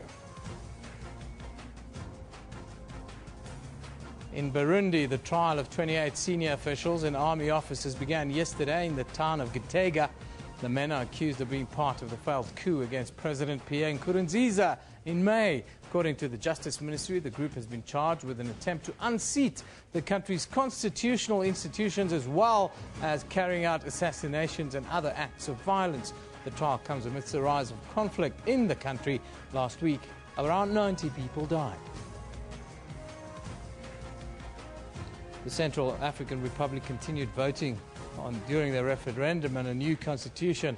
It went into a second day yesterday. This is due to the eruption of conflict that disrupted the first day of voting. According to emergency services, at least 5 people were killed and 34 injured during clashes between opposition supporters. United Nations peacekeepers say that the clashes began as an attempt to block the vote. The referendum is a precursor to long-delayed presidential and legislative elections due on the 27th of December. And armed security forces killed 2 young girls wearing explosive vests in the north of Cameroon yesterday. According to residents, the would-be suicide bombers entered Kolofata just before dawn. An eyewitness said the first girl was killed when a vigilante fired an arrow at her. She then set off a bomb. The other girl was killed by special forces. Suicide attacks have become a common occurrence in Cameroon's far north region despite military intervention there.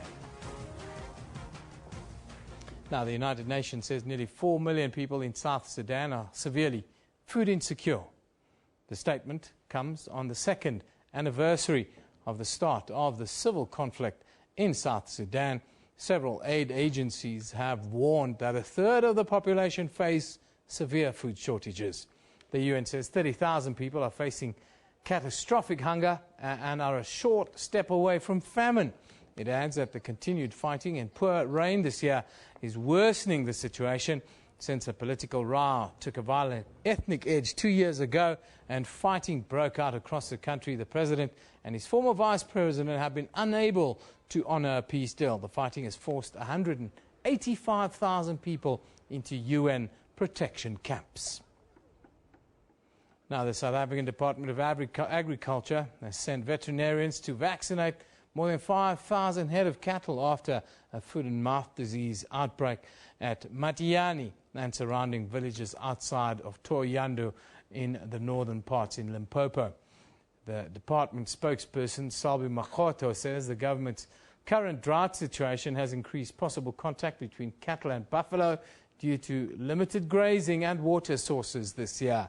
Foot and mouth disease is an infectious and sometimes fatal viral disease that affects cloven hoof animals, including domestic and wild herds. The virus causes a high fever for approximately 2 to 6 days, followed by blisters inside the mouth and on the feet that may rupture and cause lameness. But the department says the situation is under control and there's no need to panic. Makgoto says the department is going to intensify vaccinations and is targeting a sizable number of about 4,000, between 4,000 and 5,000 cattle. He adds that the department has taken veterinary service officials from other districts to help out in affected areas. Now, Kenyan President Uhuru Kenyatta has urged trade ministers meeting in Nairobi for the World Trade Organization talks to work towards the elimination of agricultural subsidies in developed countries. Kenyatta spoke a day ahead of the official opening of the Ministerial conference, which trade experts have warned may not deliver on one of Africa's major demands, the removal of agricultural subsidies. Many had hoped that the Nairobi meeting would conclude the 2001 Doha Development Agenda negotiations, which promised major reforms in agriculture, particularly a reduction in subsidies and tariffs for developed countries and special terms for developing countries. This report was filed by Sarah Kimani. For the next 4 days, Nairobi plays host to complex WTO trade talks. Negotiations have been stuck for 14 years because of differences between rich and poor countries, mainly over the issue of subsidized agriculture in developed countries. Developing nations meeting in Nairobi will be hoping to conclude that agenda. When we speak about the WTO, we, the members, are the WTO. Trade rules in agriculture must be fairer. Trade distorting domestic support is damaging African agriculture and industry. If we are to industrialize, tariff escalation and peak tariffs should be eliminated. African economies producing competitively should not be halted with defensive trade remedies. Standards should not be the next frontier of protectionism. Analysts say the Nairobi talks are probably the WTO's last chance of offering a balanced international trade. What we need is exactly a consensus on how to end subsidies, not only in industrialized countries, but also in large developing countries such as China and India. With hopes of an agreement fading fast, countries will settle on what has been termed a mini package, the Trade Facilitation Agreement, a compromise deal that seeks to improve custom procedures for goods from least developed countries. Sarah Kimani, SABC News, Kenya. Let's conclude this look at African news by going around a couple of the front pages on the continent today. We'll start in Zimbabwe, where the Chronicle reports that the ZANU-PF says Mashonaland West's Provincial Executive have passed a vote of no confidence in War Veterans Minister Chris Matsvanga and recommended his expulsion from the party. Then in Swaziland, the Observer says Chief Justice Becky Mapalala has announced that 60 new magistrates will be hired at the beginning of 2016. Then we move up north to Nigeria, where the Daily Trust reports that the Nigerian army confirmed it had arrested Sheikh Ibrahim Zakzaki, leader of the Islamic movement in Nigeria, and his wife. Well, we'll be back with more at the top of the hour at 11 o'clock. Don't go away. You're watching Newsroom here on SABC News.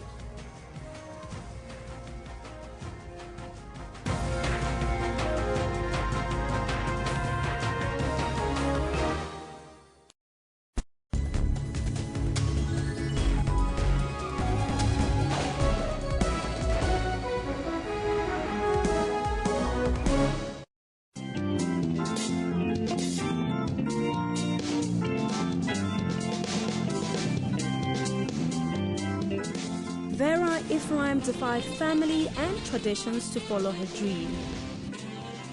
Decided that I'm going to prove to them that they were wrong. The first breakthrough came in when she was studying and touring in Europe. That was my first breakthrough. Generations was her first television debut in South Africa. It was my first gig. I was very excited. I was very happy. I said, yeah, this is confirmation I'm at the right place. After pain, rejection, and suffering, her dream became a reality. I followed my path, and I'm happy and grateful and blessed. Join your host, Wileng Mulabati, on Wupilong every Friday at 17:30.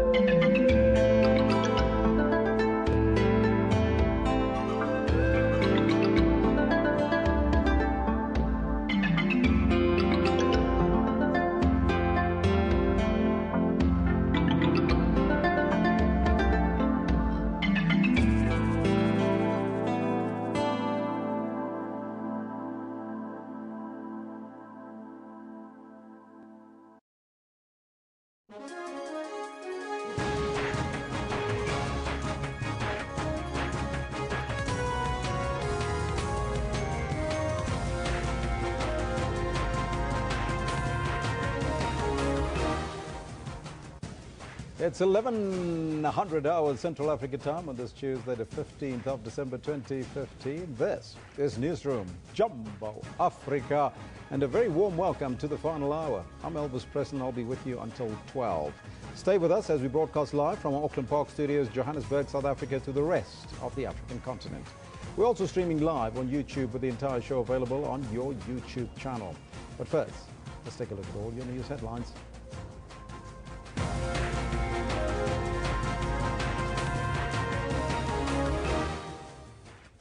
Finance Minister Provincial Gordhan wasted no time in restoring public confidence in the government.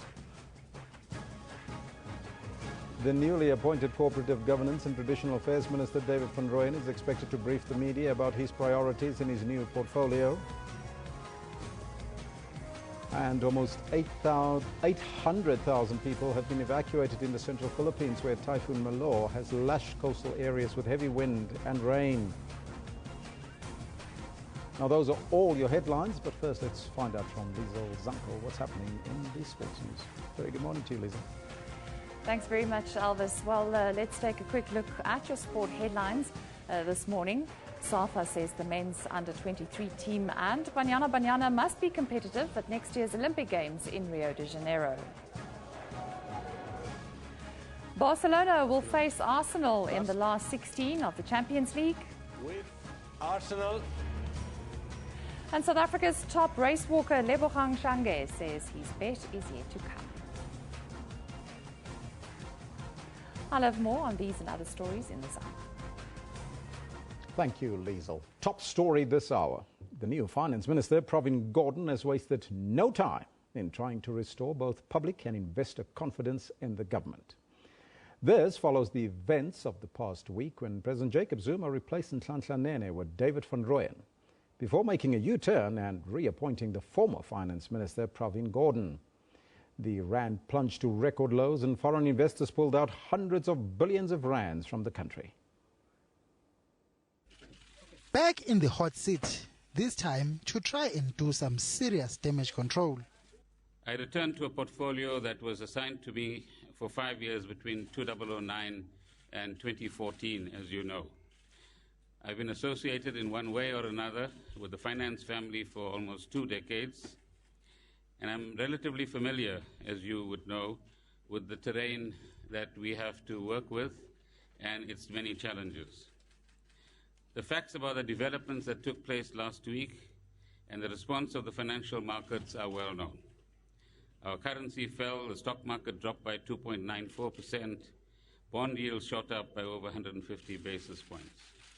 Our government is very acutely aware of the financial impact this has had on those who are invested in the economy. He played all the right notes. First, trying to reassure the country and foreign investors that the government can still be trusted to run the economy in a responsible manner. We take account of the concerns of the rating agencies and investors, and we shall endeavor to protect the investment grade, or investment rating of South Africa. Then he moved to deal with government's two major headaches, SAA and the mooted 1 trillion rand nuclear build program.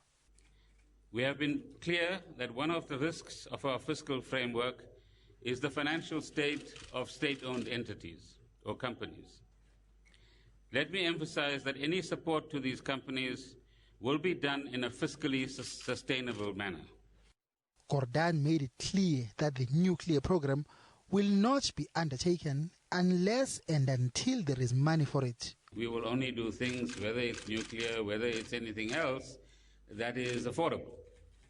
We can't spend money that we don't have, and we can't make commitments when we know we're not going to get the money that is required to be spent in this particular regard as well. The jury is still out on how long it will take to reverse the damage inflicted on the economy and the country's image abroad by last week's events.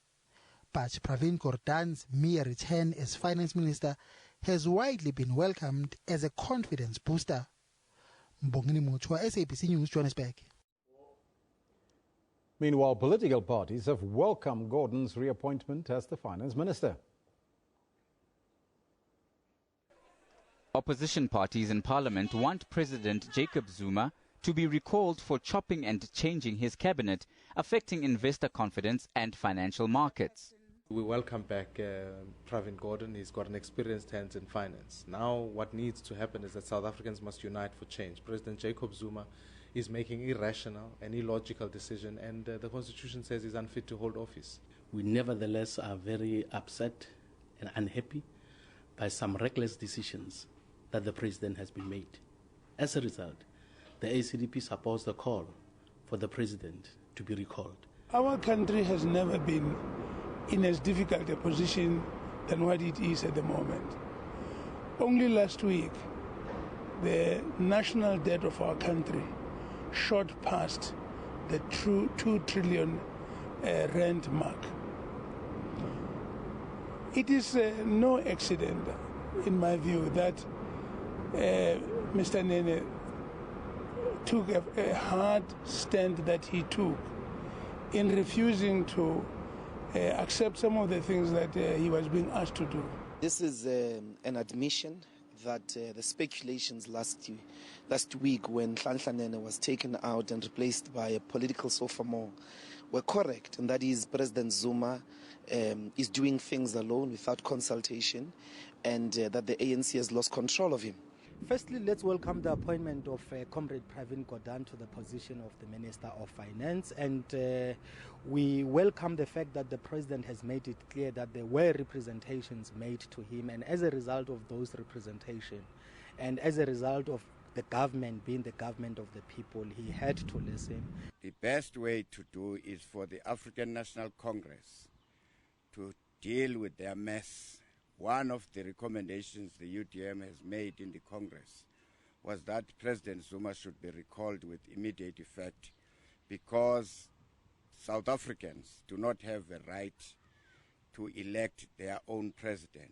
Therefore, the onus is on the ANC to listen to the views of South Africans. The African National Congress, meanwhile, has defended President Jacob Zuma's reshuffling of the finance ministry, saying that it shows a leader who has his ear to the ground and one who is prepared to listen and act on what the country wants.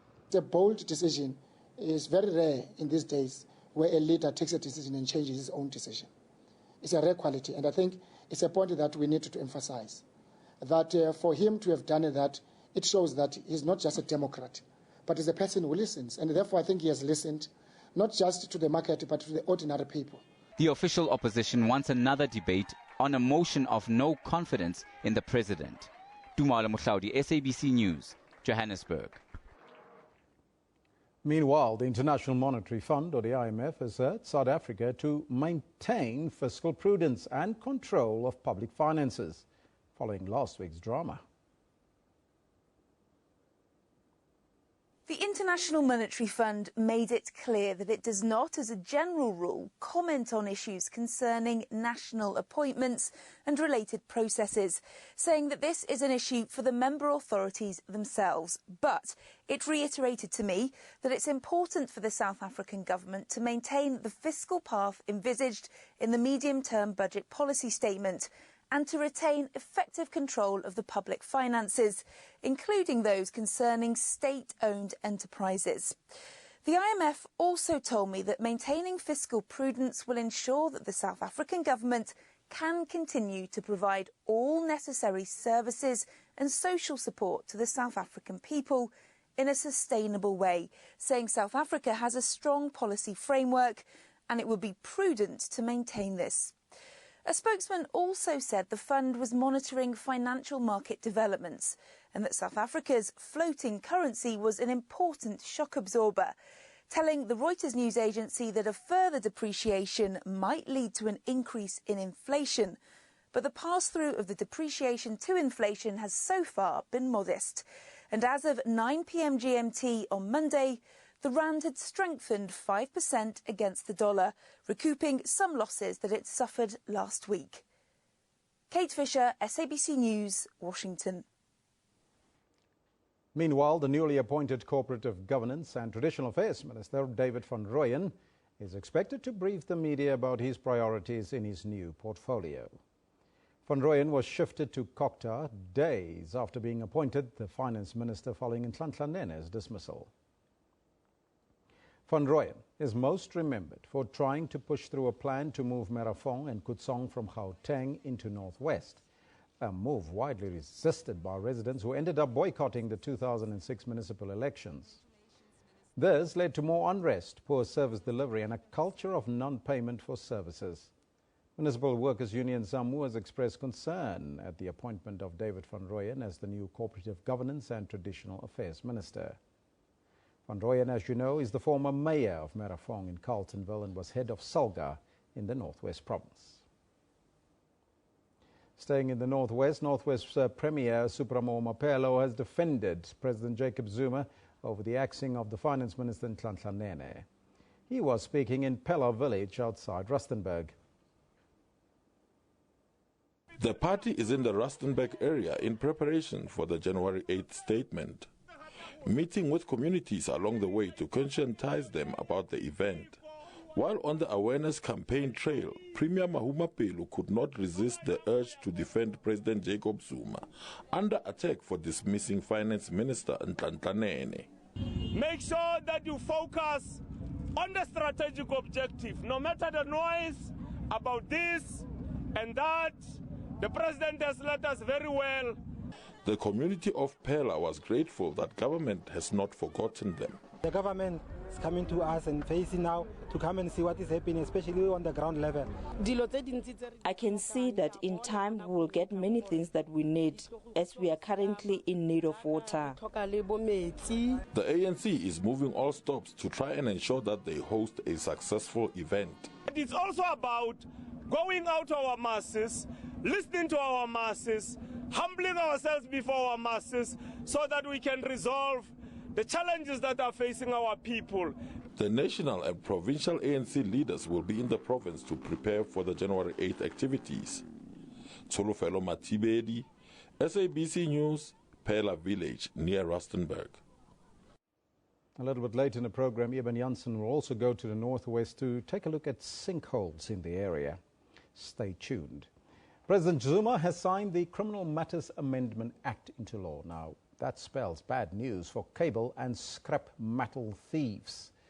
The act introduces harsher sentences for the destruction of essential infrastructure and more stringent bail conditions for perpetrators. The bill was debated in the National Assembly in October and was supported by all parties, with the exception of the EFF. Thieves robbed Eskom of conductors, cabling and related equipment worth 102 million rand in the last financial year. The regulation of the taxi industry in the country has been under the spotlight for a while now. While the Transport Ministry agrees that it's struggling to overcome the challenges facing the industry, it says it's doing everything it can to make sure that commuters are safe and treated with respect. Speaking to SABC News this morning, the Transport Minister, Dipuo Peters, said her department is working closely with the taxi industry to regulate it. The biggest challenge that we have right now is the reality that as an industry, we haven't as yet been able to bring them under strict control. I'm happy to indicate that we have finally been able to engage with the industry, and we have resolved that early next year we need to be able to continue re-establishing what we call the National Working Group, which would be a joint initiative between the taxi industry and government to look at all the facets of the industry and to look at how we can be able to deal with the big challenges related to the lack of compliance, the lack of adherence to regulations, in particular by the drivers, but also how do we hold the operators responsible. I'm happy to indicate that we have even agreed that the minister and the industry will have bi-monthly, which means every second month having meetings where we will be engaging with regard to how we strengthen this particular industry. One of the key things that we have resolved is that the taxi industry is here to stay. And it is important that the operators as well as those who are working in the industry take themselves serious. One of the things that we have also identified is the fact that because of lack of training of the drivers and those who are working in the industry, we find the lack of customer care, the terrorizing, I would say, of the passengers, not treating the passengers as important stakeholders. And we would also want to arrive at a point where we can have a passenger charter, where the passengers would know what their responsibilities are. We have had a commitment from the industry about their role on road safety as well.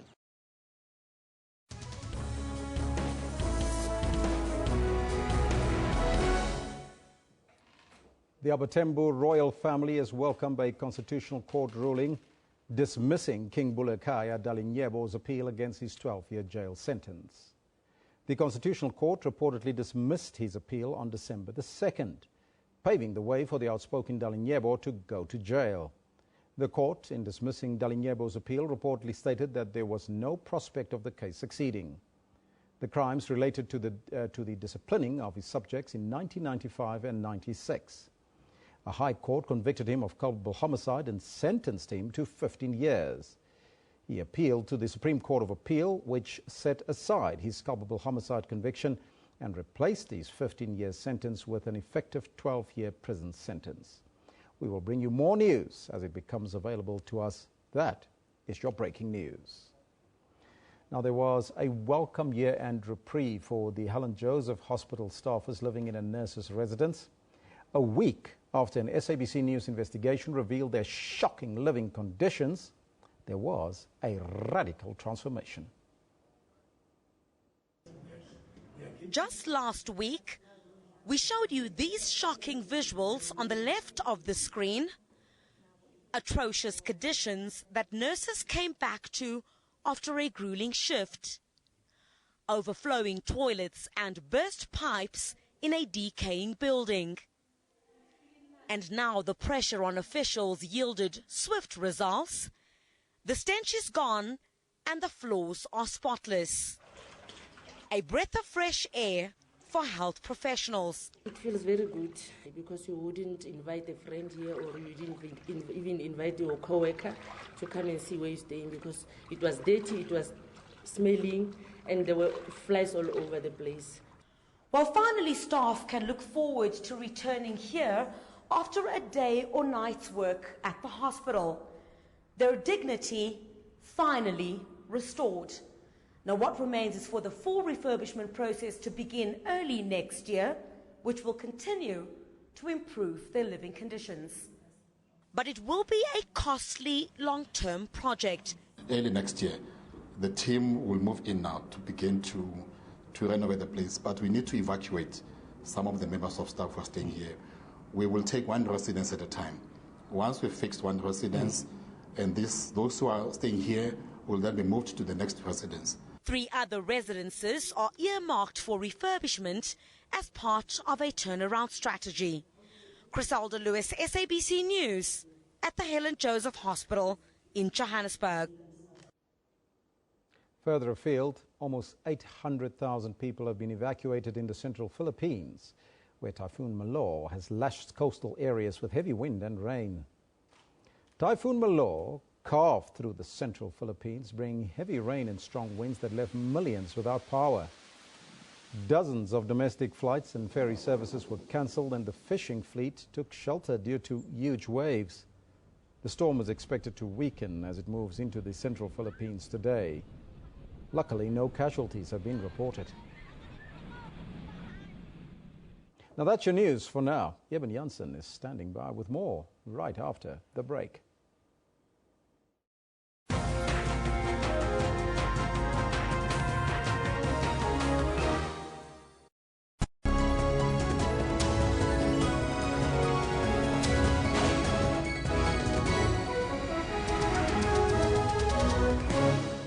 I'm Peter Ndoro. And I'm Robakini Chetty Miller, SAB Miller, and Hauser Bush InBev. It's something that I need to learn to say more often. Will together produce around a third of the world's beer. It is a mouthful. Have you ever considered skin bleaching? Nigeria tops the list of African countries with 77% of its women bleaching their skin.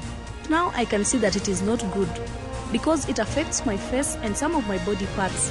Thousands of Arab Israelis and Palestinians participated in a big rally. Flight MH17 was shot down by a Russian-made missile. How those chips may fall is a prediction best left to the currency of time. That's Primetime News, Africa Journal, and your world on SABC News.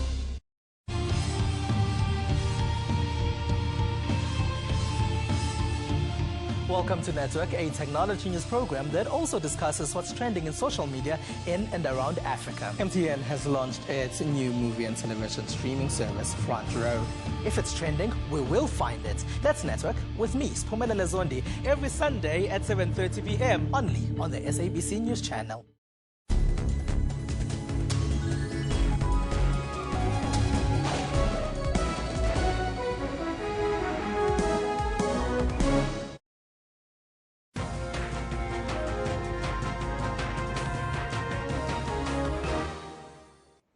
Welcome back. You're still with Newsroom now. Time for us to shift our focus to a more regional look at the news around the country here in South Africa. Now, motorists who are travelling from Johannesburg to Kimberley, well, they are advised to avoid the N12. Sinkholes that have affected the northwest town of Stilfontein have also affected the N12 highway. Part of the road has been closed and traffic has been deviated through the Stilfontein town. 6 families in Stilfontein outside of Klerksdorp in the northwest are expected to be evacuated from their homes soon. The Matlosana local municipality has already evacuated 1 family as a result of a massive sinkhole. Now, SABC radio reporter Zebulon Maine went to the area. He joins us now in our Mahikeng studio. A very good morning to you, Zebulon. Thanks for joining us. Thanks very much.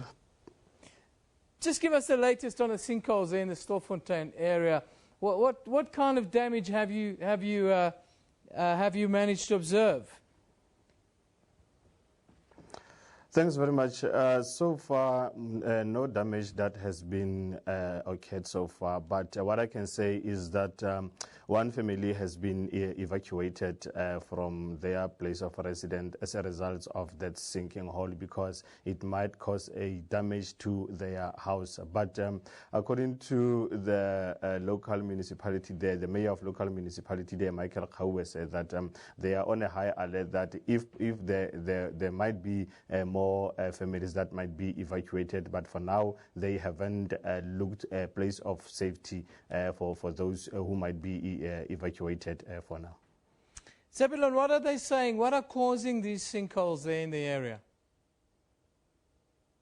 According to a geological report that we have received, is that the cause of that sinking hole is because of, remember last year there was an earthquake in Klerksdorp, and then they figured out that there's a old reservoir that side, and on that reservoir there's a water pipe that's going under the ground next to the N12. So they think that that stretching of pipe during the earthquake might caused the leakage that caused a sinking hole that side. But they are not for sure for now whether is that a leaking pipe or what, but the investigations are still continuing by the geological people.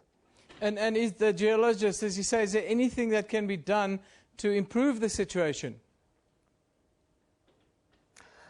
So far, the geologists haven't said anything as they have released a preliminary report because they are still continuing to do more tests on that. So the final report will be released soon after they have finished with their testing thing. But for now, they haven't made any suggestion on what is it that is going to be done. Now, there's talk about the highway, the N12 to Kimberley being affected. Is there a hole on the highway, and how is it affecting traffic in the area?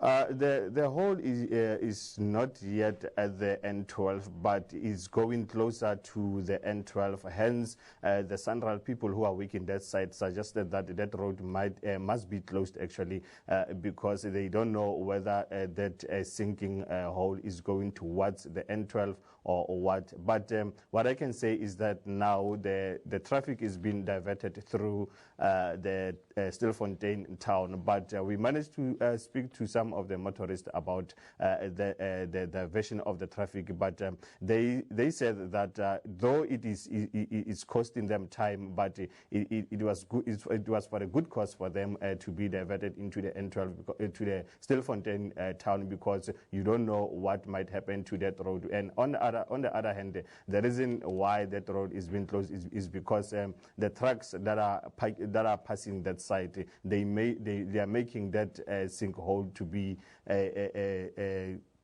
more dangerous to other motorists. So that's why they've decided to close that that road partly for those who are passing that side. Well, thank you for joining us today. That's Zebulon Maine from Mahikeng talking about a sinkhole on the road to Kimberley. It's going to affect traffic quite a bit over the coming festive season. So again, patience. There are roadworks on the N1, there's roadworks on the N12, on the N8. If you're traveling anywhere over the festive season, be patient because you are going to need it. Now, it's been another eventful week for the province of KwaZulu-Natal with a long-awaited ANC eThekwini conference finally taking place and new leadership elected there. The ANC managed to overcome the hurdle in what has been a bruising leadership battle there. The IFP have suffered a blow after losing one of its veteran leaders, former chairperson Dr. Lionel Mchali. He was the second premier of the province. Then also, on a lighter note, Durban is now packed as the holiday season has started in earnest. Visitors from all parts of the country and the world have flocked in. Now, our very own reporter, Ayanda Mhlongo, she's in our studio there in Durban to give us an update. Very good morning to you, Ayanda. Nice to be talking to you. Very good morning to you too, Eben. Ayanda, I want to kind of start with the eThekwini conference. Done and dusted, but from the look of things, not over yet, is it? Done and dusted, Eben, as you said, but it has been a difficult time for the ANC in the province in the last 15 months. You'll remember that we have been constantly reporting on the conference. For 15 months, they've been trying to hold a successful conference, and finally, this past weekend, the conference sitting and a new leadership being elected at that conference. The conference previously was aborted twice, and there have been several postponements, I beg your pardon. It has been a very intense leadership battle. You know that for the top position, the contenders there were the eThekwini Mayor, James Nxumalo, against veteran councillor Zandile Gumede. Zandile Gumede winning the conference, and what is said a landslide victory together with 4 other members of her slate. They are now the new leaders of the ANC in the eThekwini region. It's the biggest region of the ANC in the country. But for them, of course, it's a hurdle that they've been able to overcome. But they still face a mammoth task ahead, Eben, of uniting the ANC.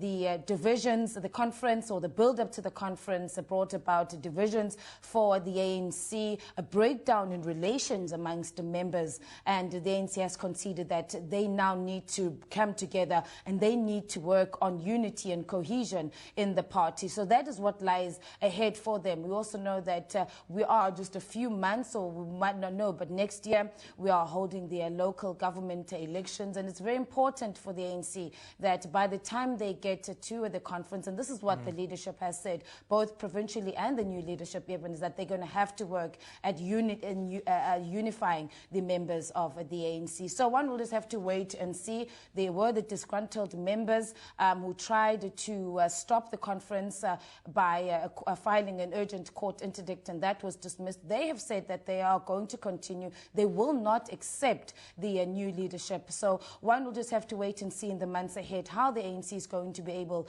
to unify and bring back those members that have strayed. Now, other news that you've been covering is the passing of Lionel Mchali. Just tell us about the reaction there in the province, but also the funeral arrangements for what will be quite a significant event. Absolutely. The province of KwaZulu-Natal is in mourning. This is a veteran politician. He would know that he was the premier of the province of KwaZulu-Natal between 1998 and 2004. He also served as a member in the former President Thabo Mbeki's administration. He was a national chairperson of the ANC, and he also was a member of the provincial legislature. He's been lauded for the work that he has done in the province, and particularly the peace talks. He was very much played a massive role in the peace talks and the violence in the late 80s and 90s in KwaZulu-Natal. He has, Buthelezi said, I beg your pardon, IFP President Nkosi Mangosuthu Buthelezi has said that that is a great loss for himself. He was a personal friend for the party and also for the province of KwaZulu-Natal. Today, in fact, Dr. Buthelezi is visiting Dr. Lionel Mjali's family as we speak, and we do have our reporters who are covering that. But in terms of the funeral arrangements, we have not yet been given the details, and hopefully, in the day later on today, or possibly in the days to follow this week, the family will then announce the funeral arrangements. Now, on a lighter note, festive season in full swing in the Zulu Kingdom. What's happening there over the next week or so? What can us up-country people expect? Well, as you know, in December, Durban is the place to be. Lovely weather, although a bit cold yesterday, but certainly today it's nice and sunny. And tourists are already here, even from around the country, as well as we also do receive a number of international tourists. Just at the weekend, I was at the Durban beachfront, and it's already packed with visitors. So this is the place to be. But also more on a serious note, Eben, with regards to the festive season, it's also important. Our law enforcement agencies have said that their plans are now in place. They are working around the clock to ensure the safety of our tourists, to ensure the safety of locals, from the police or Durban's Metro Police on the beaches, of course, which is where thousands of people will be spending most of their time, our lifeguards, and just officials that will be working there on the beach. They are out in full swing, have already started doing their work. Also, of course, on the roads, as you know, the province of KwaZulu-Natal, unfortunately, has also had a number of road accidents, even in the last 2 days. A count of almost 10 people have lost their lives in just 24 hours here in the province. So on the roads, we have traffic officers all out manning roadblocks to ensure that, of course, our motorists are also safe on our roads. But everything, our law enforcement, as I said, the malls as well, we've got the police are out, mall security. The malls have also increased their private securities, just to ensure that everybody that will be here in the city of Durban, that they are safe, and that they enjoy their holidays. 26 degrees is a cold day in Durban. Is that what you're saying to us?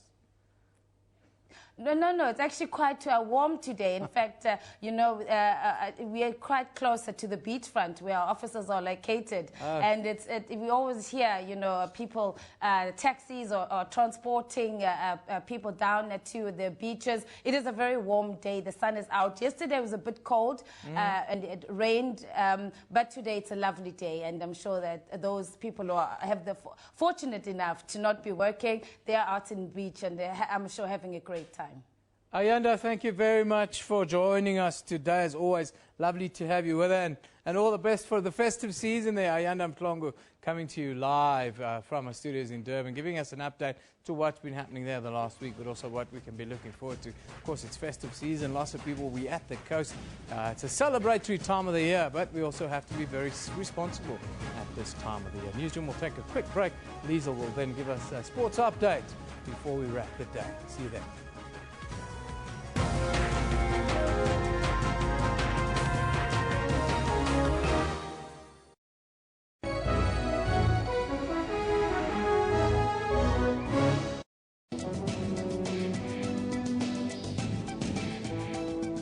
Children's rights and health are a priority in the journey of good health. All children should have access to adequate health care, not only curative but preventative as well. How to identify ADHD on children. ADHD is a childhood disorder which manifests with the symptoms of hyperactivity, impulsivity, and or inattention. Is breastfeeding still a vital nutrition to babies even today? Breastfeeding for the first 6 months of life is absolutely crucial.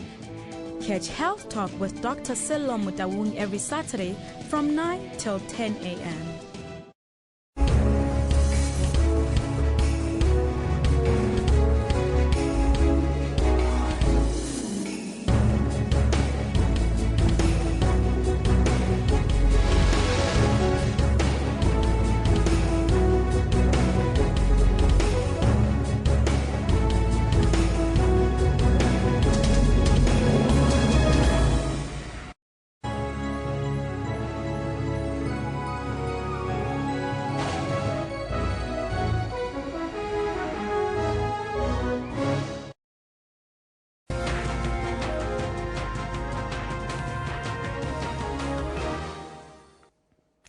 The South African Football Association has challenged both the under-23 men's national team as well as Banyana Banyana to reach at least the second round of competition at next year's Olympic Games in Rio de Janeiro. It's the first time ever that both teams from South Africa have qualified for the Olympics at the same time since readmission. This will be Banyana Banyana's second appearance at the Olympic Games in a row after making their debut in London 3 years ago. The under-23s will also be making their second appearance at the event. The last time the men's team qualified was 15 years ago under Shakes Mashaba, but both teams were knocked out in the opening round. I think the assignment starts now because it's important that, yes, you've qualified, but when you go to the Olympics, you must go there and compete. And I hope and believe that as the association will give you the necessary support to ensure that you go to the next round. I'm not putting any pressure on you, but I'm just setting the targets. Thank you. Banyana Banyana were the first to qualify in October, and Owen Dagama's boys were under pressure to do the same. It wasn't about individual brilliance, it was teamwork, and it paid off, losing to the host and then beating them in the third and fourth round. So the boys showed character, and it also shows that our football is growing in South Africa, so we're just happy. As a country, we are really proud, and we are happy as a team that we are taking our under-23s with us because we're not alone. And this just shows that football in South Africa is really on the rise, and now it's 2 football teams going to Rio, and it's absolutely amazing going to spend time with them. Dagama says qualifying for the Olympics is the highlight of his coaching career, but he also wants to leave a lasting impression in Rio. It's not finished yet. Once we go to Rio and leave a mark there, then I think the job will have been finished. This is just the first half. There's another half that we have to go and play, and we want to make an impact. The Rio Olympics next year will be a good platform for players to impress international scouts. Sfeso Ramara, SABC News, Kempton Park.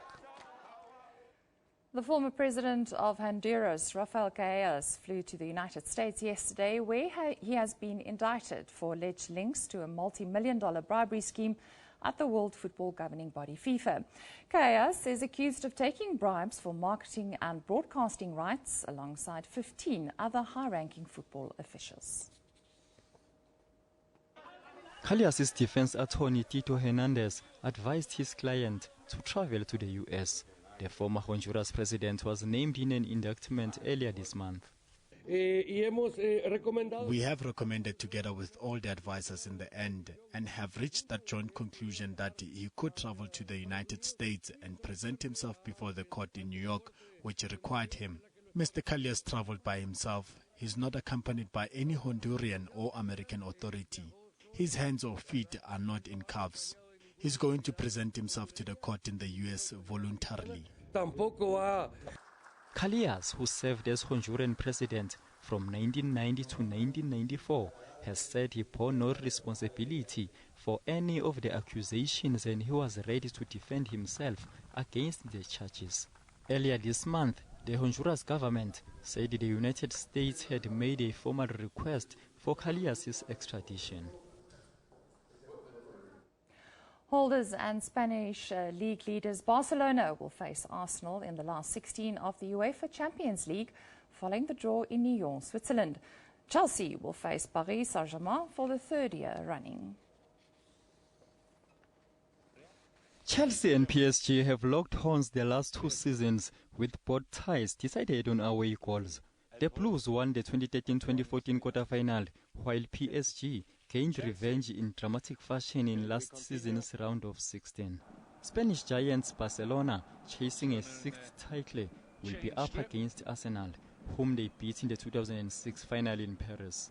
Bayern, who overcame Juventus 2-0 home and away in the 2012-2013 quarter-finals en route to lifting the trophy, will face the Italian giants Juventus.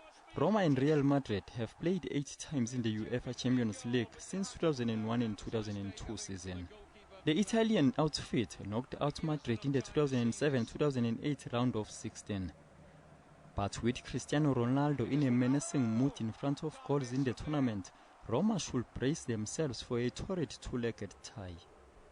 The first legs of the ties are spread over 4 days in February, with the returns in March. Meanwhile, triple European champions Manchester United and their under-fire coach Louis van Gaal face a tricky task against a little-known Midtjylland in the last 16 of the Europa League.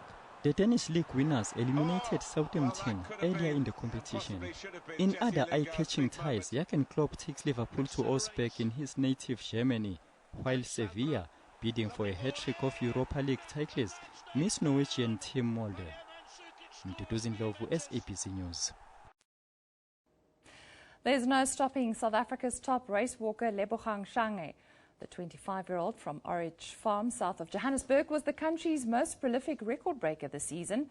This athlete from the High Performance Centre at the University of Pretoria broke the South African 20-kilometre race walking record 5 times. Shange has achieved all the goals he set out for himself this year. His goal for the World Championships in August was clear, and it was mission accomplished. Shange set a new South African record for the 5th time and finished 11th overall. Shange has done a South African record of 1:21:43. If you're hungry for something and you want something and tell your mind, I want this, I think that's the only motivation you need in life. Tell your mind and tell your body, I need this, and in certain months, certain years, I'm going to have it. The South African champion set the bar high in 2015. And his mind is already set on the Olympic Games in Rio. Top 3, as I'm praying to God and I'm starting to train, already started to train on the 1st of November for Olympics. Yeah, I can just say I'll give half of my results next year, May, on World Cup, just to show the world how far I am. Shange will spend the first 2 months of 2016 in Canberra, Australia, to attend a race walking camp organised by his role model, Olympian medalist Jared Talent. Renette van Rensburg, SABC News, Pretoria. And tennis world number 1 Serena Williams has just joined the list of illustrious athletes to receive the Sports Illustrated's Sport Person of the Year award. Williams is the first individual woman recipient since track champion Mary Decker in 1983. The American enjoyed arguably the season of her career, winning 3 Grand Slam titles at the Australian Open, the French Open and at Wimbledon. The 34-year-old won 53 out of 56 matches and claimed her 7th WTA Player of the Year award. She now has 21 career Grand Slam titles, just 1 behind former great Steffi Graf. Williams is not only the first female winner in more than 3 decades, but is also the first black woman to win the award. Meanwhile, former men's world number 1 Roger Federer says he still has the fire in him to keep competing and has no plans to retire anytime soon. The fan favorite and perhaps one of the greatest players in the modern era has big plans for next year's Olympic Games in Rio. Winning the silver was amazing at Wimbledon during the London Olympics.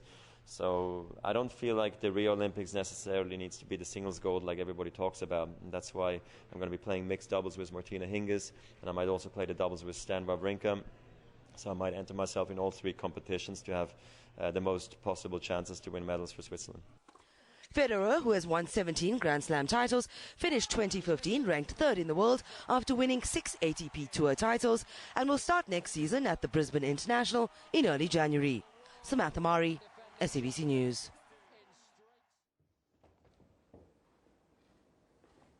Thank you, Diesel. That was very nice. Very nice to have you with us. Are you done with us for the rest of the week? I may see you one more day. We'll just see how the week progresses, you know, with everything that's been happening. Yeah, the news business is kind of slowing down a little bit.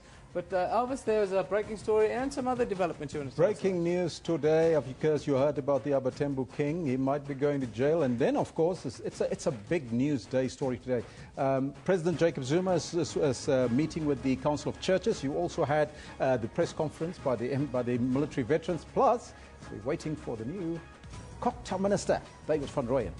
Yeah, he's got his job kind of cut out a little bit with the initiation season, and we've seen a spike in the number of deaths. So it's going to be a tough assignment. No place to hide in South African politics, is there? Well, it won't be a snip in a room, but that's where we got to leave it. Elvis, listen, we're not going to leave it. Let's just take a look at the comments quickly. You know, we ask you about initiation. How do we stop the deaths? 30 in 3 weeks. Pastor Sachile talks about Newsroom, the only best way to have professional doctors right in the bush, I would think, and not in the fancy areas.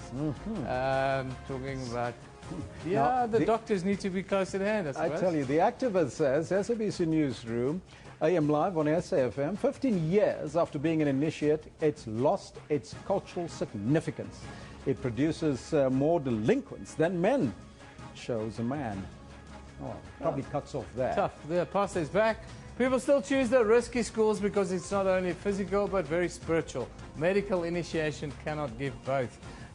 Yes, we hear that, but the young men continue to die, and that really is the concern for all of us. Is that young men continue to lose their lives? We have to find a balance. I would think of us.